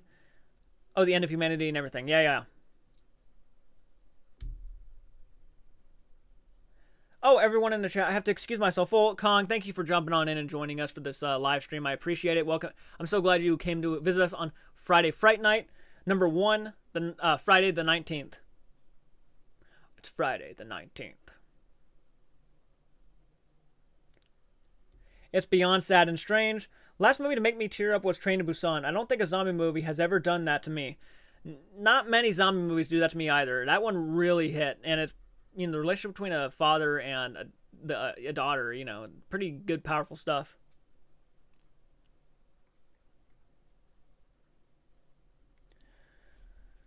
See ya, Kong. Thank you for jumping on in. Hope you have a great night. Ari Aster said some fascinating stuff about the ending of AI. If you've never watched the YouTube vid about the Beauty Cave incident, don't do it if you're claustrophobic. Oh, I don't know if I can. That sounds rough.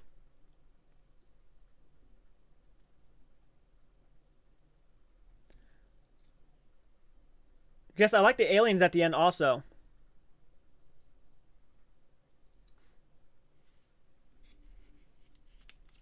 Also went to Kubrick's exhibit with my daughter in Amsterdam. Holy hell. That's awesome.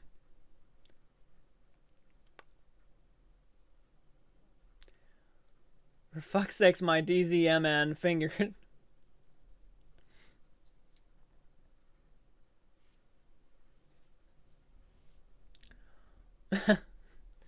Say nutty. Well, like I said, when it comes to The Descent, the deeper meaning is about depression and letting go. Yeah. Yeah, it's a very powerful movie. Oh, by the way, kiddos, Joaquin Phoenix has officially been cast in the lead for Ari Aster's new horror flick. Oh, that sounds awesome. Hell yeah, Joaquin Phoenix, you can't go wrong. I was about to watch the video, Carolyn. I watched another one by the same channel, and it was next on my list. Oh, wow. Wow. So it's pretty popular then.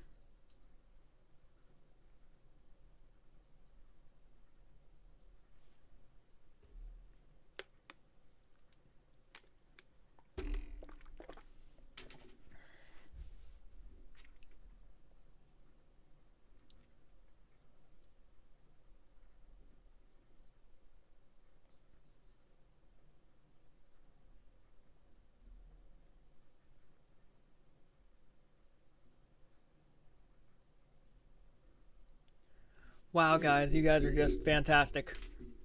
Oh, and I'm gonna do it again, guys, because Saza's. I don't think she's here. I don't think I've seen her comment. Saza became a patron today. She went past the realm of subscriber and entered the realm of a legend.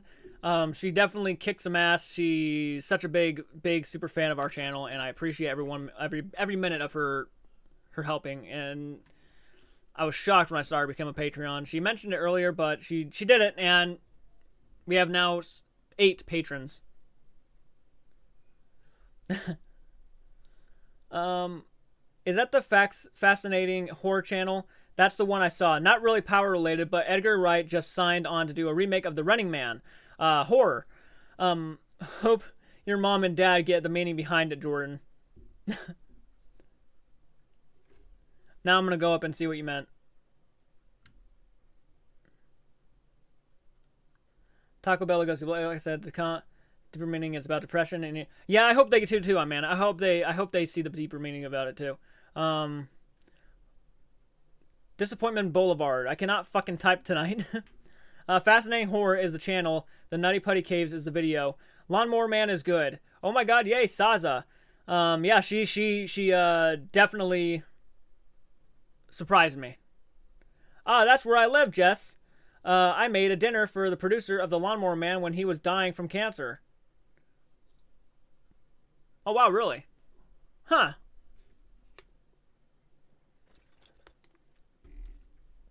Oh, man.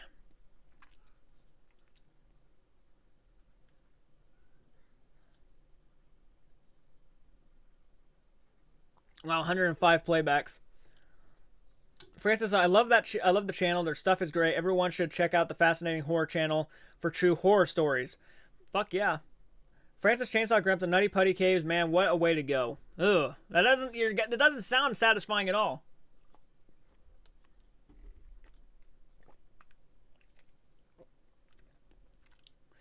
It doesn't sound satisfying at all.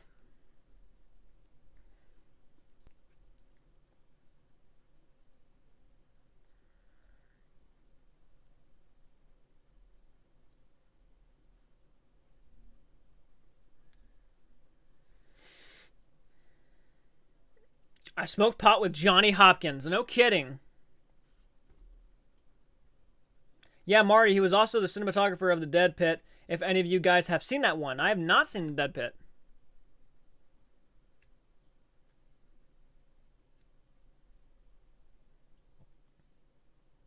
I can tell you what happens if you want to know.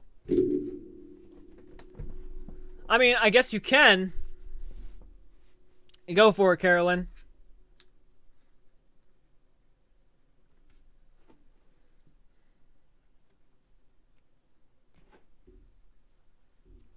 The most satisfying person I ever got high with was Harmony Korine around the time he was making Gummo. Wow. You guys are fucking...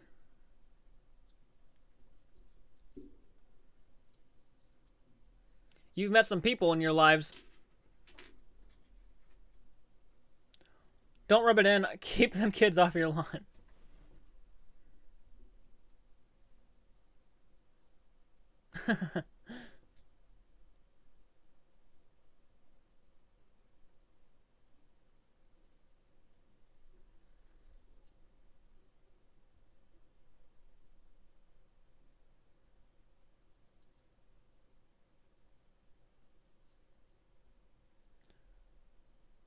That'd be satisfying, Jess. Sorry, I'm waiting for more comments to jump on in. You guys are just fucking awesome. You guys are just entertaining as all hell.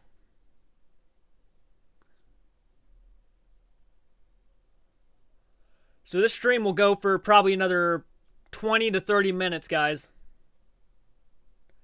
Yes, you know Kim Morgan. She wrote the remake with him. 12 viewers. Hey, if you're watching and you want to say hi, please say hi, guys. We're just talking about life and having fun. Kim Morgan is the sexiest writer alive. Guys, in a small cave in Utah, he gets stuck in a small crevice, upside down, and they couldn't get him out. He was stuck for 19 hours upside down in a dark hole before he died. What a fucking... That is horrible. That is horrible. This is why that shit's not... You should never attempt it. That shit's not safe at all. Never forgotten Harmony Korine scene of Gumbo of the boy eating spaghetti in the bathtub. I'm doing a 2 thing at a time thing right now. Okay, I know the story. Yeah, they would have had to have broken both his legs to even try to get him out. Yeah. That is rough. Talk about Lucy versus Kentucky Friend Chicken Glue. Old Man Jenkins. That's awesome. They never got him out either. They plugged up the cave, and it's now a giant tomb.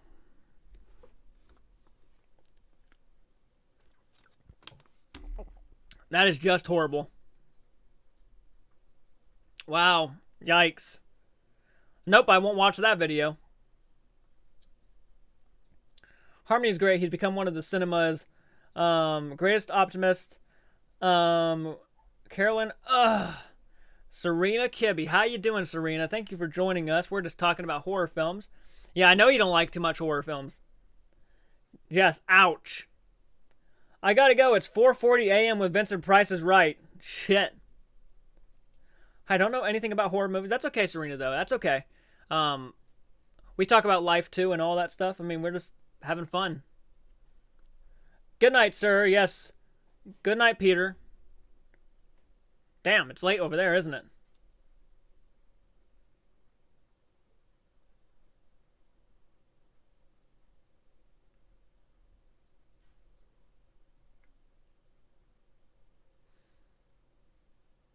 We can talk about rom-coms. Oh, no. Well, I think Serena will like that. How about the girl that got lost in the Paris catacombs? Oh my god. Ooh. Oh yeah, the Paris catacombs. Oh god. That makes me claustrophobic without even thinking of just thinking of it makes me claustrophobic. Yeah, when they show you the diagram of the cave and how he was stuck. Oh boy. There I was like, holy shit. Hello Taco. Night Peter. Bye Peter. Above so below or some shit. Yeah, no, that's above so below. I saw that in theaters. Yeah, that's an interesting watch. Serena, I don't know, LOL. Yeah, we're just talking about movies and life. Just enjoying ourselves. Night, guys. Cheers, Jordan. Hope I wasn't hogging the chat too much. Keep well and stay safe. Hopefully catch you the next time for more fun and banter. Hey, Zandik, dude, have a great night. Thank you so much for jumping on in. It means a lot to me, man. I really hope you have a good night, and I hope you take care, too. It's been a lot of fun. Probably going to be doing this next time, too. I mean, we got 7 likes, 12.99 chat. Pretty successful. Good dog. My sister keeps telling me to need to watch As Above So Below. Yeah, it's a good one. It's a good found footage. You know, not a lot of found footage works, but it's pretty decent. I do enjoy found footage flicks too, Jess. I do. I mean, you know, they get more hate than they deserve, and I know there's a lot of them that just, you know, kind of do it to do it to make money, but there's some really good ones out there. Some really damn good ones. The Blair Witch Project is my favorite one. I really enjoyed I think the third Paranormal Activity is my favorite one. They got, you know, there's some bad ones in there, but a lot of them are enjoyable. As Above So Below, another good one. Area 51 was hilarious. Last good found footage style movie I saw was Lake Mungo. I don't think I've seen that one. I had a friend who went to the catacombs, didn't go far before they nope, right out of there. I would have done the same thing. I actually enjoy found footage film. I heard Creep was okay. I heard Creep was okay too. What was another one that people kind of told me about? Well, actually, I saw the oh god, what was it? The remake of not reboot, the Blair Witch sequel, Blair Witch, wasn't too bad. Kind of wish they didn't show the witch, but they did, which is okay, I guess. I'm thinking of found footage stuff now. These wreck, you know, stuff like that, crazy, crazy shit. Cannibal Holocaust is the mother of all of them. I don't know if I can watch Cannibal Holocaust. I know what they do in that movie. Don't really want to see animals being killed on live screen. I know they killed a snake in Friday the 13th, but they kill monkeys in Cannibal Holocaust. I don't know. Saw it opening weekend. Blair Witch was so hyped up before it came out. It wasn't as scary as I was hoping. I feel the same way. Blair Witch 2 was kind of cool. They did something different at least. Yeah, I can back that. I can.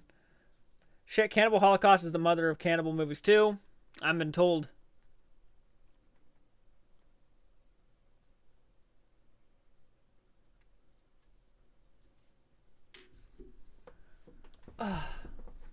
Gotta get comfortable.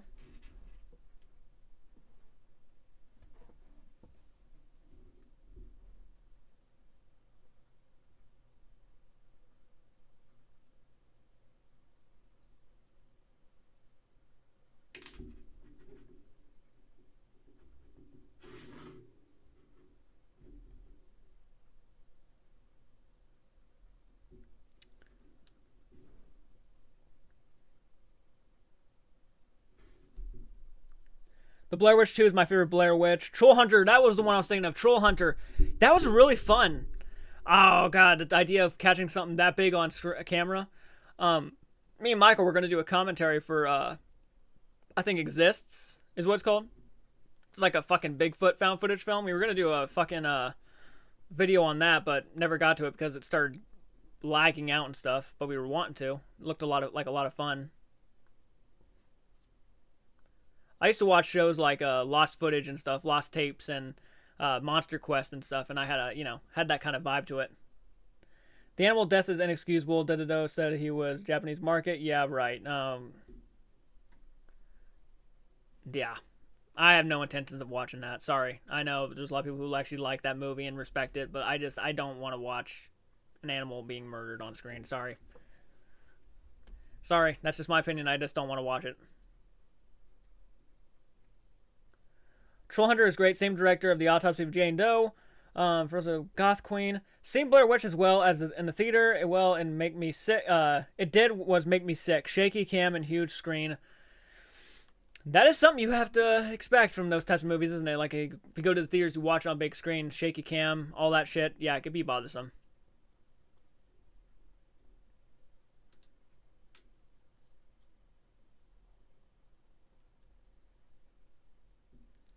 Oh, really, Jess? I didn't know.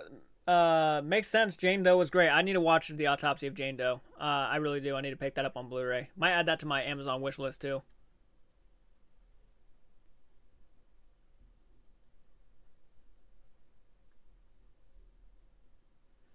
So here in about 10 to 20 minutes, we're going to be ending this live stream, guys. This was a fun Friday night. Friday Fright Night, I should say. For sure. You know, the more you guys support these types of videos, the more often we're gonna do them for sure. So, because it does help us get an idea of what you guys want to see. So, when you guys hit the like button, the share, comment, everything adds up into these specific videos. Furko Balk is my Pookie Boo snuggle wumper. That was a lot to deal with. Been in love with her since I was a little kid, since the Return of Oz. Oh wow. Return of Oz was a trippy little movie, too. What a creepy, kind of awesome movie. Felt like the Sam Raimi Wizard of Oz film more than the Sam Raimi Wizard of Oz film. You know what I mean? It's Friday night and it feels alright. Fuck yeah. Jane Doe was good. Didn't know how good it was going to be till I watched it. Yeah. People have been telling me for a while now that The Autopsy of Jane Doe was absolutely just one of the best horror films of the past decade. Like, seriously, people really love that film. Friday Fright Night.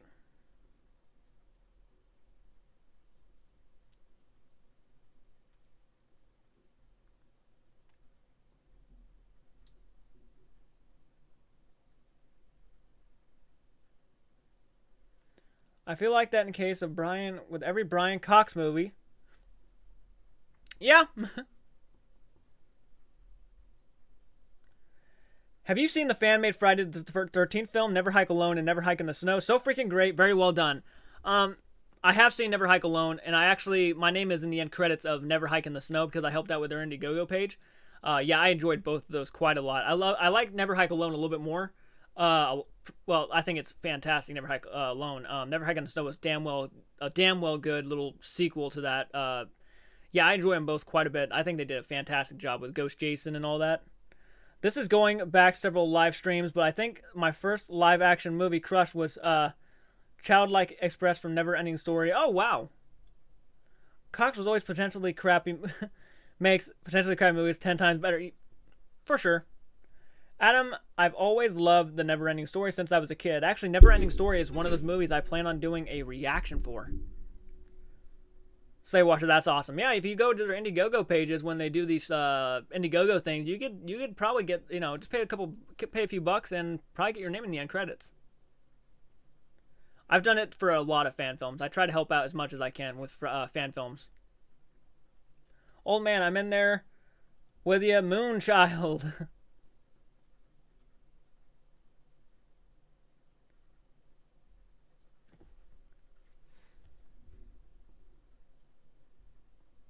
Friday night and it feels all right. That's a good fucking saying.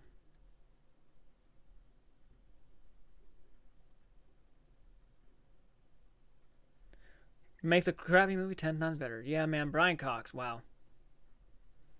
What an actor. Never Ending Story is awesome and fucking traumatic. Artax. Yeah, my sister loves Never Ending Story. I gotta get around to watching it. The effects for Never Ending Story are preserved in a German museum. That's awesome. I've always wanted to go to the Jim Henson Museum and look at all that stuff. I love that stuff. My first crush was Belinda Carlisler. I got my name in the end credits for The Search of Darkness. That's cool. That's a cool feeling. It is a cool feeling when you actually feel like you've helped out with something that someone has a passion for, and is like I have my name in the end credits of the Haddonfield Nightmare, which is coming out this year, I think. There's the It's Me, Billy, the Black Christmas fan film by Dave McCrae. I have my name in the end credits of Never Hike in the Snow. I have my name in the end credits of My Special Boy, which is going to be coming out, I think, next year.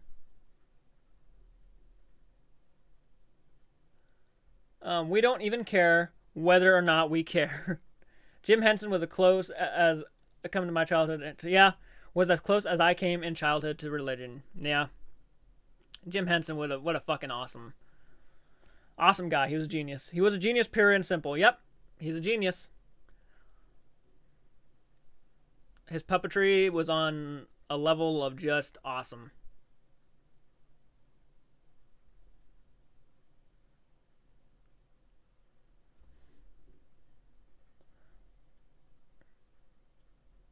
I've got my name in one that's not out yet called Scythe. That's awesome. I think I saw the Indiegogo for Scythe. I think I did. Well, I can't wait to see all of those. Grandpa, I got my name in the end credits of Paranormal Activity. They out you, and if you campaigning to get it in theaters, that's awesome. Wow, that's cool. I need to get my name in the end credits of Paranormal Activity at some point too if they do another one. Jim Henson made our childhoods that much better, for sure, for sure. Oh wow, my name is in the end credits of It's Me, Billy, as well. Haha, that's awesome, Taco Bell Lugosi. Yeah, that looks really damn good. His fan film for Black Christmas looks fucking dope. Dave McCrae has a history, though, in filmmaking and doing voice acting and stuff, so I wasn't surprised. He looks like he knows what he's doing. He's paying a lot of homage to the original movie, and he has that level of respect for the original. Yeah, Jess, that's the reason I like The Labyrinth. Yeah, Labyrinth was fucking really damn nice. Really good movie. A little weird that an older man has a crush on like this, who's like a girl who's supposed to be, I think, a teenager. I mean, it's a little weird in some places, but overall, you can forgive it. It means well. It's a Jim Henson film. It's a fantasy. Did you guys like the new Dark Crystal? I thought it was beyond beautiful. I have not seen the new Dark Crystal show. The puppetry on Labyrinth, the Muppet Show was a staple at my house. So was Sesame Street. Oh, Sesame Street was definitely a staple in my house. We used to watch the Muppet Christmas Carol and all that stuff. They just added Muppet Show to Disney Plus. Oh shit.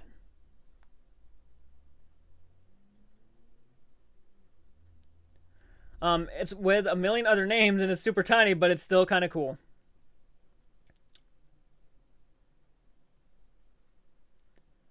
David Bowie and his nut cup. Yeah, that was a bit. Jim Henson would have been proud. Yeah. Oh, it's on. I'm getting it. OMG, Adam. Cool. Taco Bella. Hell yeah. 8 likes, 12 viewers, and $12.99 super chat revenue. Hell yeah, guys. We are kicking some serious ass. David Bowie snuggling a chihuahua in his trousers. I see that. Did you know that a baby Toby with from Labyrinth is now a puppeteer for Henson Studios? I did not. I did not know that.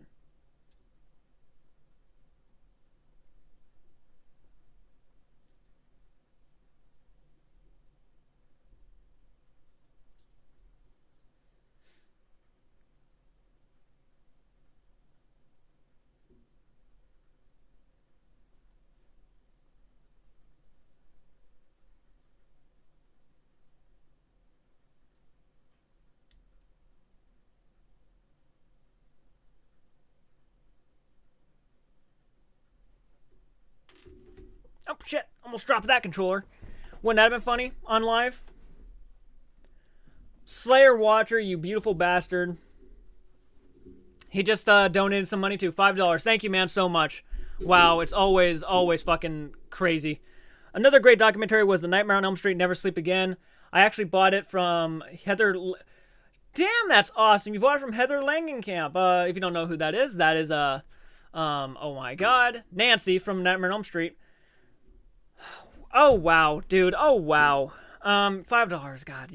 I need to watch the Nightmare on Elm Street documentary. That's the only documentary I think I have not seen. Thank you for that, man. I really appreciate it. That was so badass and nice of you, kind of you. Thank you so much, Slayer Watcher. That's means a lot to me. I was going to dress up as David Bowie's Labyrinth Bulge for Halloween. I actually did. I have a picture of me in a David Bowie outfit from Labyrinth. I'm not sure if I'll post that. It might be on my Facebook. I'm not sure. Who was your favorite Muppet or Sesame Street character? My favorite Muppet or Sesame Street character, I was always a fan of, Muppet-wise, I liked, the Great Gonzo, and I always liked Kermit, but, Sesame Street, probably Big Bird, to be honest. Hey, Jordan. Hey, y'all. Hey, Harley. How you doing? Thank you for jumping on. We're doing a really good night. Welcome to Friday Fright Night. This is the first one we ever done, Friday the 19th. So we're talking horror and having some fun. Let's see here. I'm glad you jumped on in, though, Harley. Thank you. Hanson's experimental short films deserve to be seen. He had won the Oscar long ago for filmmaking, and before the Muppets, he made the basis of what would become Cube. Oh, shit. I don't like the Never-Ending Story 2. I heard they get pretty bad after the first one. Anyone hear anything about the A24 Green Knight movie? No, I have not. I've heard of the movie, but I haven't heard nothing, like, recently. I've been looking forward to trying to, though. Favorite Muppet character, the Great Gonzo. That's mine too, buddy. That is mine too. Green Knight is still coming down the pipeline. Hi, Harley. They're trying to find oh god. Oh god. I lost my spot, everybody. I lost my spot. Oh god. They're trying to find the best way to release it.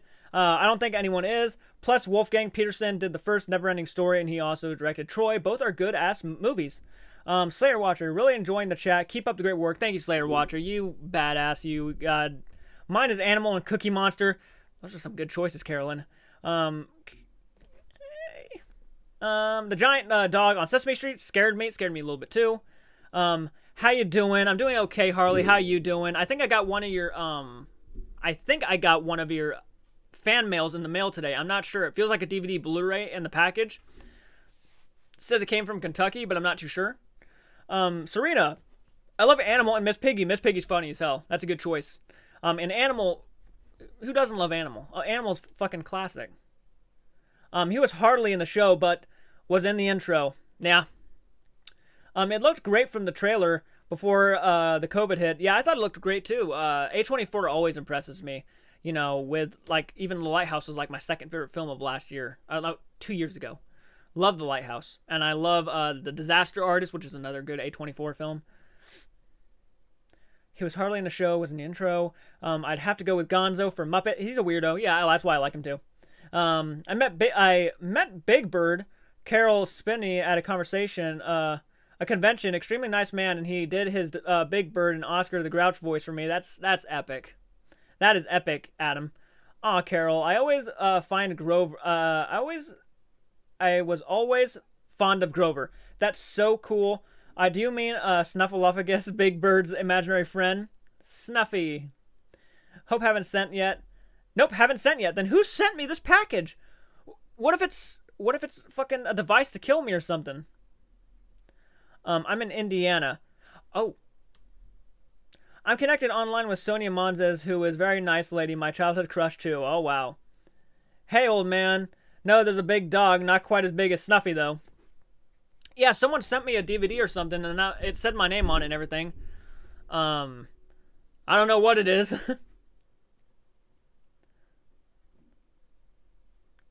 No, there's a big dog. Not quite as big as Snuffy, though.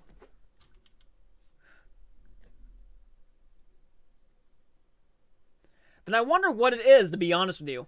I wonder if it's actually a fan package or something. Like, did I buy? I don't think I bought anything. No, I didn't buy nothing. So I'm not going to open it until the fan mail thing. And if it's not a fan mail thing, well, we'll find out, won't we?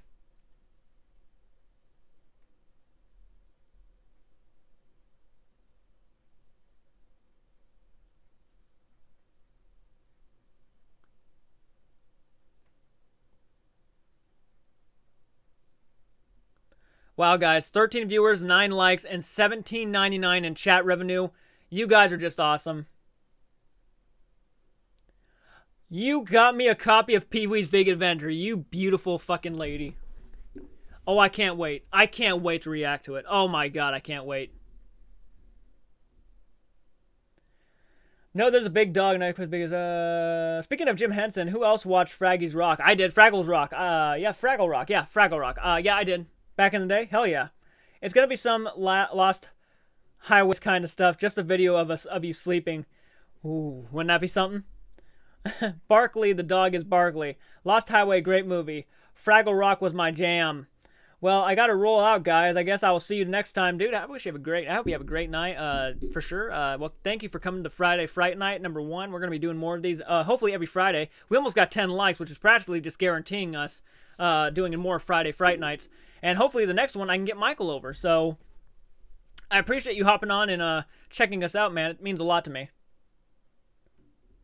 What's the most you ever lost in a coin toss? Oh, fuck. Well, seeing how I haven't actually had a coin toss challenge with Anton from No Country for Old Men, I'd probably say during a coin toss was probably a bet. Peace out, Bella. Later, Taco. Loved Fraggle Rock. Those doozies were great. I could only get the DVD, sadly. That's okay. Hey, that's okay.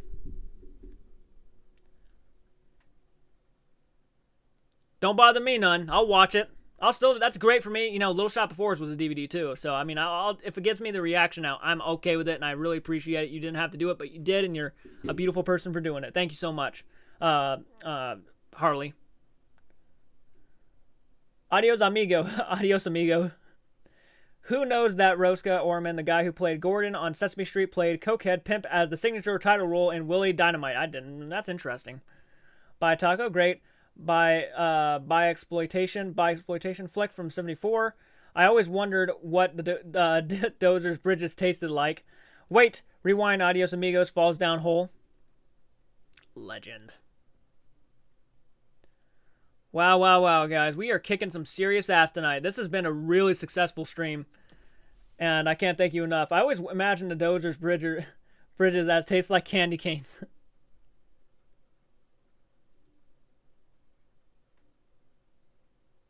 Thank you. Yeah, thank you, Harley. That's so sweet of you. Maybe that's what it is. Like, maybe that's what it is. One sec. I'm going to grab it and show you really quick.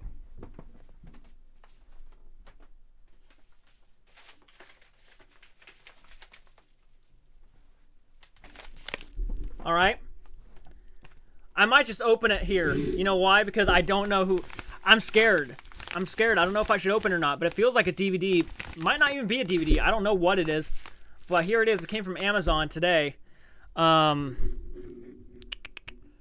Lexington, Kentucky, USA.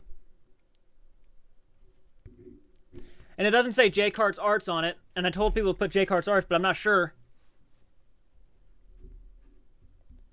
I had a friend with a dog as a kid. She named Doozer. What business is it of yours where I'm from, friendo?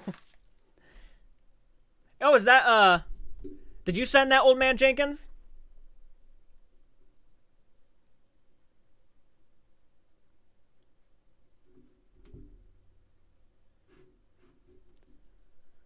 I don't got no problem with it. I'm just curious because I wanted to give you, whoever sent it, I wanted to give them a shout out when I do the unboxing.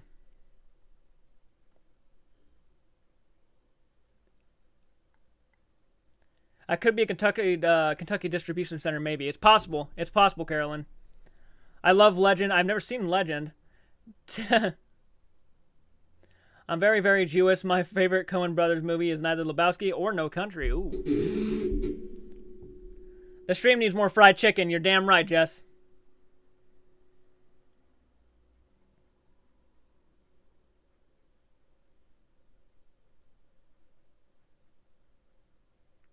Could be a card inside. It feels like it could be a DVD or Blu-ray, but I'm not too sure because now I don't know. It's bothering me. Should I open it now or should I just leave it? What if I open it and it's some sort of like... Oh yeah, the fly could be a card inside. KFC, KFC, KFC. Oh, I love some KFC right now. I haven't eaten much today. I ate some my sister's cooking, which was really good. It was chicken. That was really good, but I haven't eaten much today. Besides that.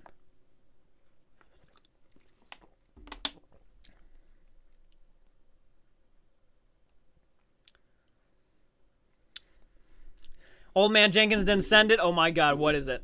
That's my... I'm scared.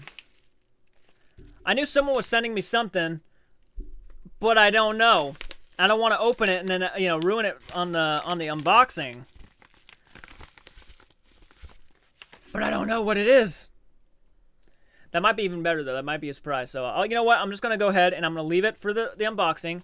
And when everybody else's packages come in, I will just do a giant unboxing of everything. But the suspense is killing me. Tim Curry is the darkness. Woot! The suspense is killing me. Open it. What's in the box? Tim Curry is great in Legend. I didn't send anything, bro. We're all curious. Oh, we're all curious. I know. As a jokingly tell non-Jewish friends, I'm only Jewish. Legend is an epic movie. Maybe just wait.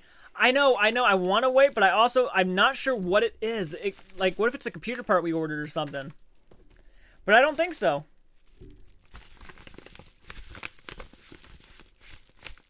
This is suspenseful. I'm just gonna set it to the side for now. I'm just gonna set it over there. You have way more patience than I do. I know. I gotta do it though. We have Carolyn's package over there. I got this package. We're waiting on the other ones to come in, and when it's all said and done, it's gonna pay off because we're all gonna have fun opening them. It's gonna be like a Halloweenish kind of horror-ish Christmas. It's gonna be Christmassy over here. So, someone once sent me a life-size cardboard cutout of Gwyneth Paltrow's head in a box. Oh, man.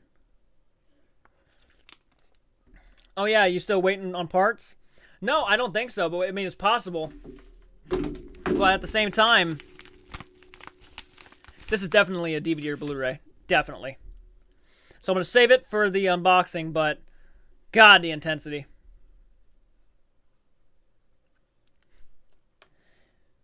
If I want anything of Gwyneth Paltrow in a box, send me in better one. There's crazy kid. Oh my.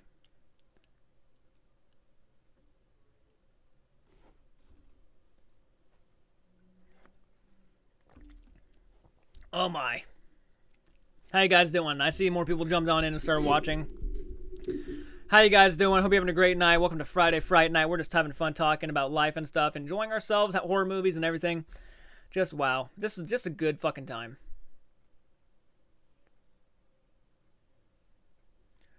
Those things explode. This day in history, Army of Darkness was released. No kidding. That's fucking epic. This is a perfect time to do it then. Really? Jinkies. Oh, the pussy candles? Dude, such a... A long day. Long day. That's actually my favorite one. Jess says. God, we're a bunch of badasses tonight. I don't know about you, but Michael, you know, motherfucker, this guy missing out on these live streams and stuff. I'm sure he's off work by now. No, he's he's at his house hanging out with some friends playing some D&D game. Wait, does that mean her hoo-ha explodes? That's intense.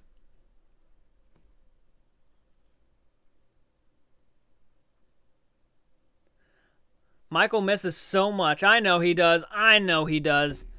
God, that kid.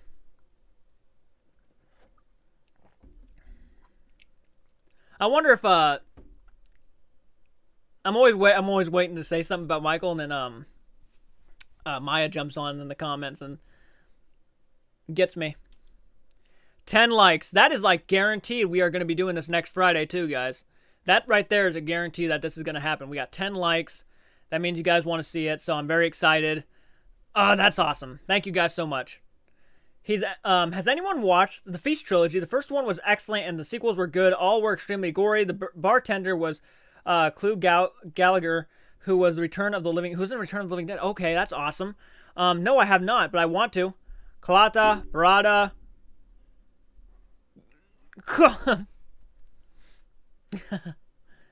If anyone doesn't know, that is an Army of Darkness reference when Ash messed up and didn't pronounce the chant right.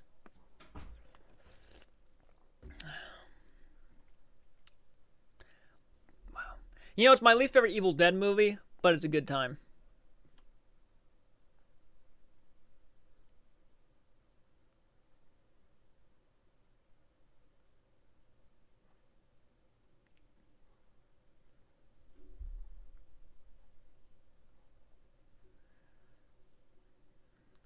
This is my boomstick. I got it from Shop Smart. Shop S-Mart.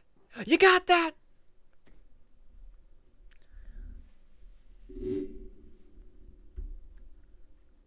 Lady, I'm going to have to ask you to leave the store. Too funny. Clu Gallagher is one of the funniest people who ever lived. Look, I said your words. I didn't say every single syllable, but yeah, I said them. Just so quotable. Just so quotable.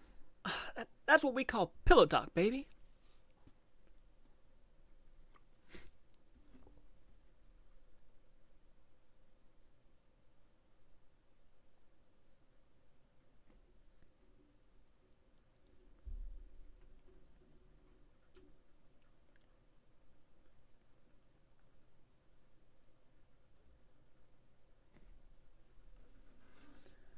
Gregor was a bright spot of the Nightmare on Elm Street 2. His reaction shot the possessed bird were worth $1 million. Those Feast movies were directed by Clu Gallagher's son. Well, that's awesome. All right, you primitive screwheads, listen up. If you even touch me, you primitive mind wouldn't understand metals and alloys and things with molecular structure. Well, really didn't know that. Yeah, I didn't know that either. The first one was a reality show called Project Greenlight. Oh. This might be the longest stream we've ever got. This is the longest stream we've ever done. 2 hours and 16 minutes of a live stream. Hell yeah, it's kind of fun too.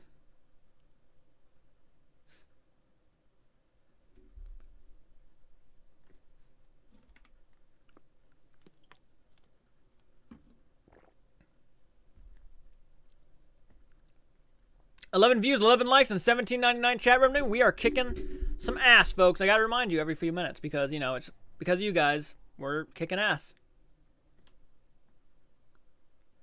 Since we're on the topic of Bruce Chin Campbell, have you seen Bubba Hotep? Yes, dude, Bubba Hotep. Oh man, that is an excellent time. I love Bubba Hotep. Only seen him once, but I loved it. I like it when Ash puts his hand up his ear and goes, huh? Who's having a good time? We is having a good time. I think we all having a good time too. Shella, you found me beautiful once. Ash, honey, Sheila, you found me beautiful once. Honey, you got real ugly. Who has seen Raimi's Crime Wave? That shit is funny. I laughed so hard at one point I nearly lost consciousness. I did not see that. If you can find the season feast was on, it's worth watching. Okay, that sounds awesome.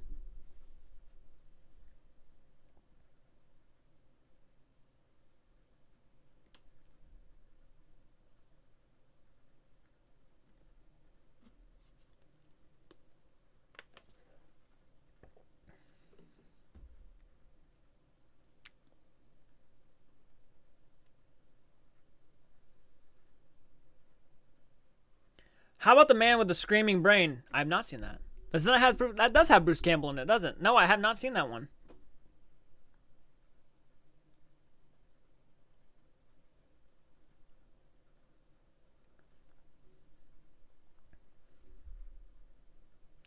I'm bad, Ash. You're a goody little two shoes.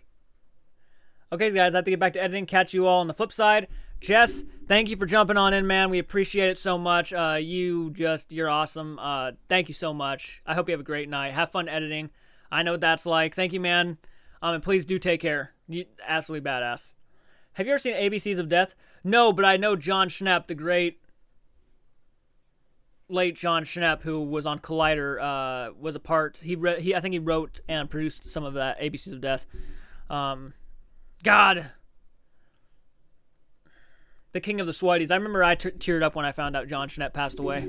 God. Good, bad, I'm the guy with the gun. Okay, guys, I have to get back to editing. Yep. Good, Ash, you're bad. Yep. Good, Ash. And you're bad, Ash. I think I heard y'all talking about The Descent earlier. Amazing one, and the very few movies, the sequel, that is at least good movie. Yeah, dude, I love The Descent. I love The Descent. Love The Descent. So good. I couldn't make it past the spiders. I have to turn it off.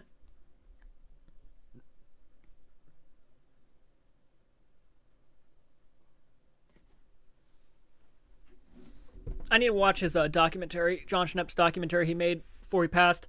The Death of Superman, Live What Happens.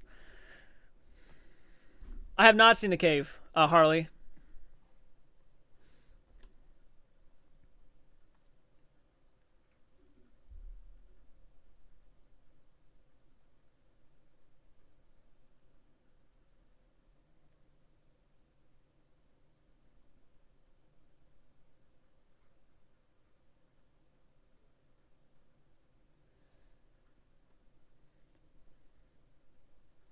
You want to know what the goal is, though, for the first Friday the 19th stream? I want to get to 13 likes. 13 likes will make my day because it's Friday the 13th kind of parody thing for the title.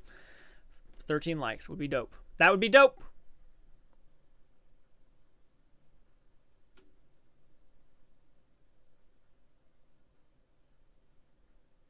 It's kind of like The Descent. Have you seen Pandorum? No, I have not seen the Pandorum. I actually started watching Pandorum a long time ago, and I completely forgot what it was about, so I might go back, if I get a copy of it, go back and rewatch that one. It's kind of like The Descent. Then I'm going to have to watch it because I love The Descent.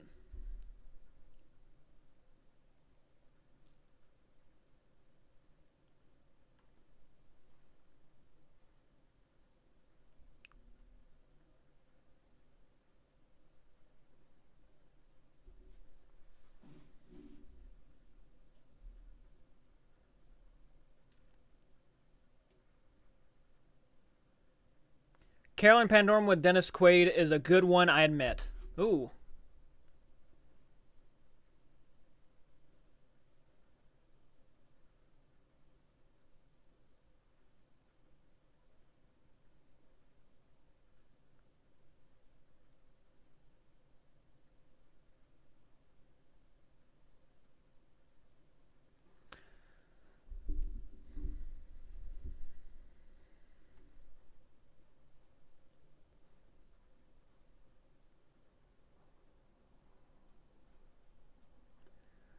I need to check out more of these claustrophobic movies for sure. Guys, it is getting late though. We are about to hit 1 in the morning. So I'm gonna have to end the stream here in a few minutes because it's getting late. It's almost like 12 at night now, and I also have stuff to do tonight with the computer. So please, guys, I'm glad I got on. I'm glad you guys really enjoyed this Fright Night thing. I'm going to be doing this next Friday too. Please be sure to jump on. I'm probably going to get started around 7 to 8 o'clock around that time next Friday. So please, please, please jump on in next time. If you like this type of content, be sure to hit the like button. If you're new to the channel, please subscribe to the channel. And as always, leave your comments and your recommendations down below. We have a merch store and a Patreon, of course, that will always be open for you guys to check out. And as always, guys, I appreciate you watching. Please do take care. Thank you so much. Thank you so much. Take care. Fright night. Bye-bye.